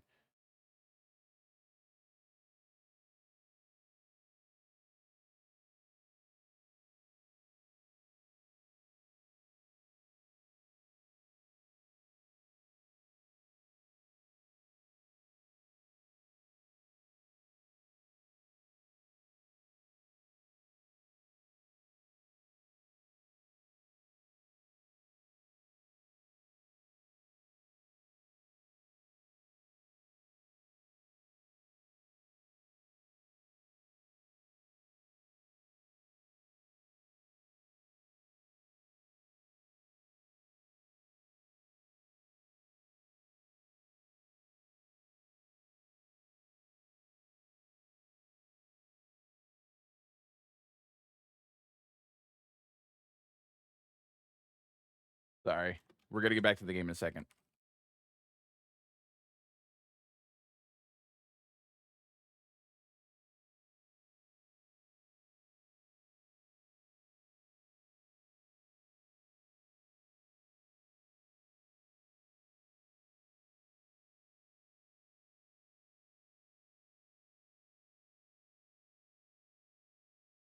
Mm-mm-mm-mm.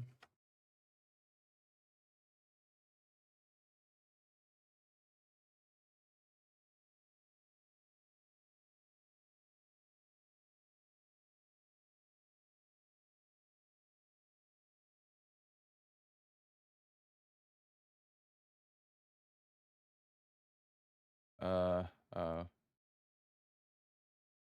sorry. This is the part of the stream where I get a little distracted due to social media and stuff. Let me see here.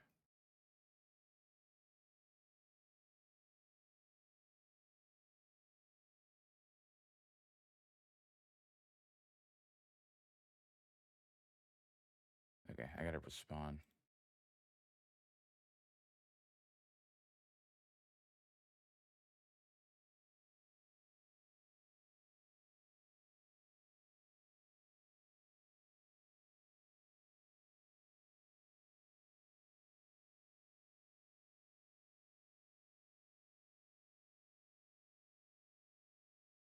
Oh my god, I'm so sorry, everyone. Oh, I'm so silly and so hilarious.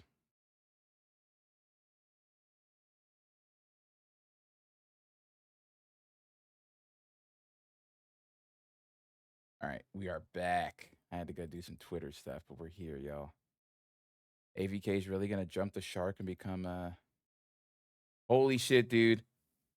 Dude, Jimmy Palmiotti. Dude, oh my god, what the dude? Hold on, look, this is so cool.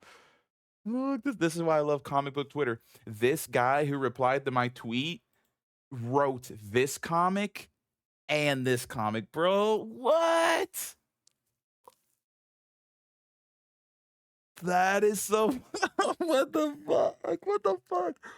Yo, yo, this is him. This is Jimmy Palmiotti. He wrote those comics. He wrote those. He co-created Marvel Knights.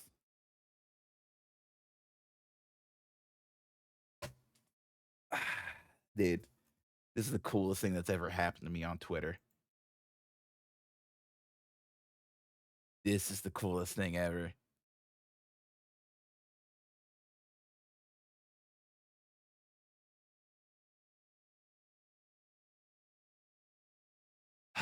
Life is fucking awesome, dude. I wish y'all. Wait, no, y'all can't see.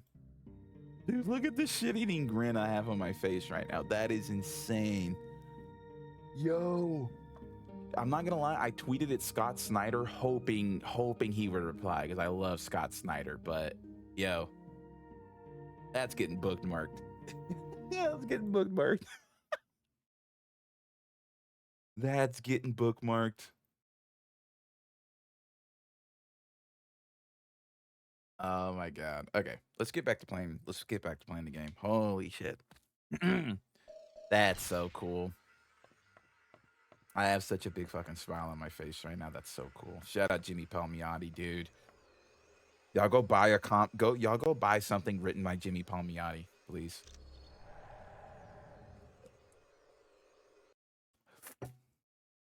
I become a desktop Twitter user and things already become way cooler.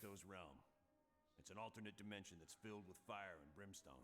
Ah, why can't we ever be sent to an alternate dimension filled with lonely supermodels? Because we're going to save Nightcrawler. You got a problem with that? Nope. Sorry. I'll just be quiet now. Best news I heard all day. Why is Nightcrawler in Mephisto's realm? Dr. Doom somehow forced him to teleport a group of them to that dimension. How is that possible?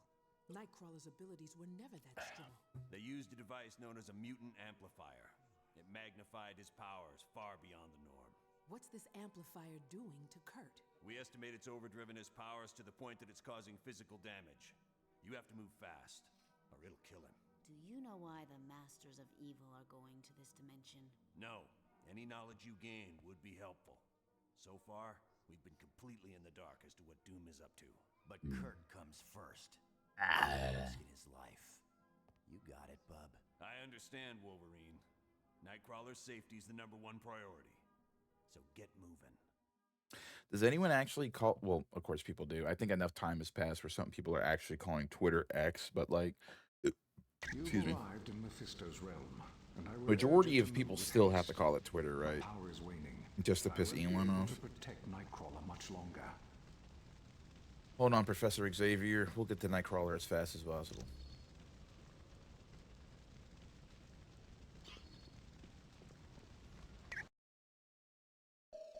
All right.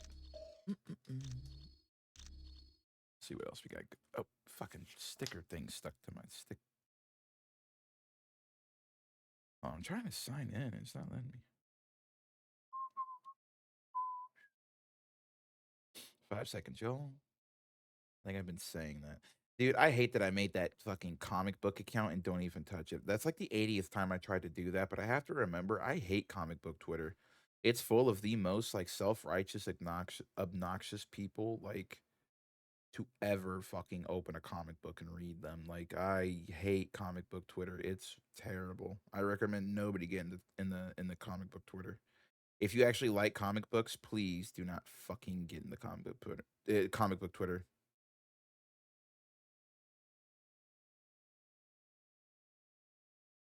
All right. Leg out. Oh! Oh! They're on my back! It is unwise to battle the power cosmic.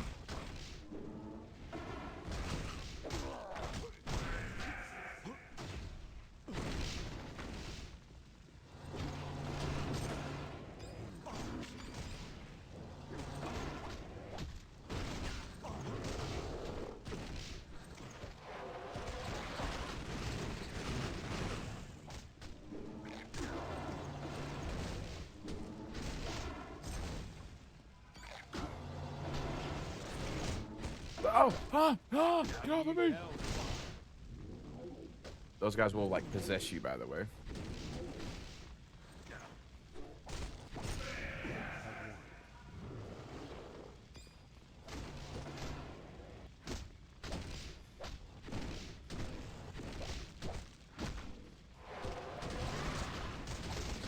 Surrender and end this foolishness.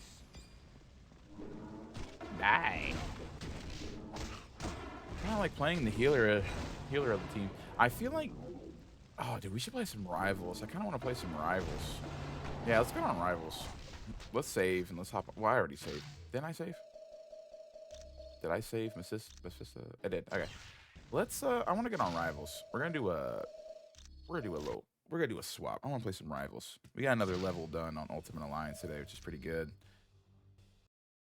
We're gonna get on some Rivals. So let me stop stream and start it again, and so then we can stamp the VOD so I can get this on YouTube. 1 second.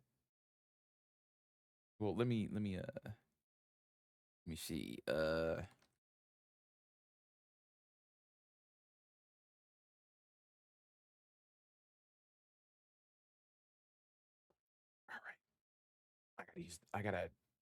Oh, I gotta use the bathroom again. Hold on.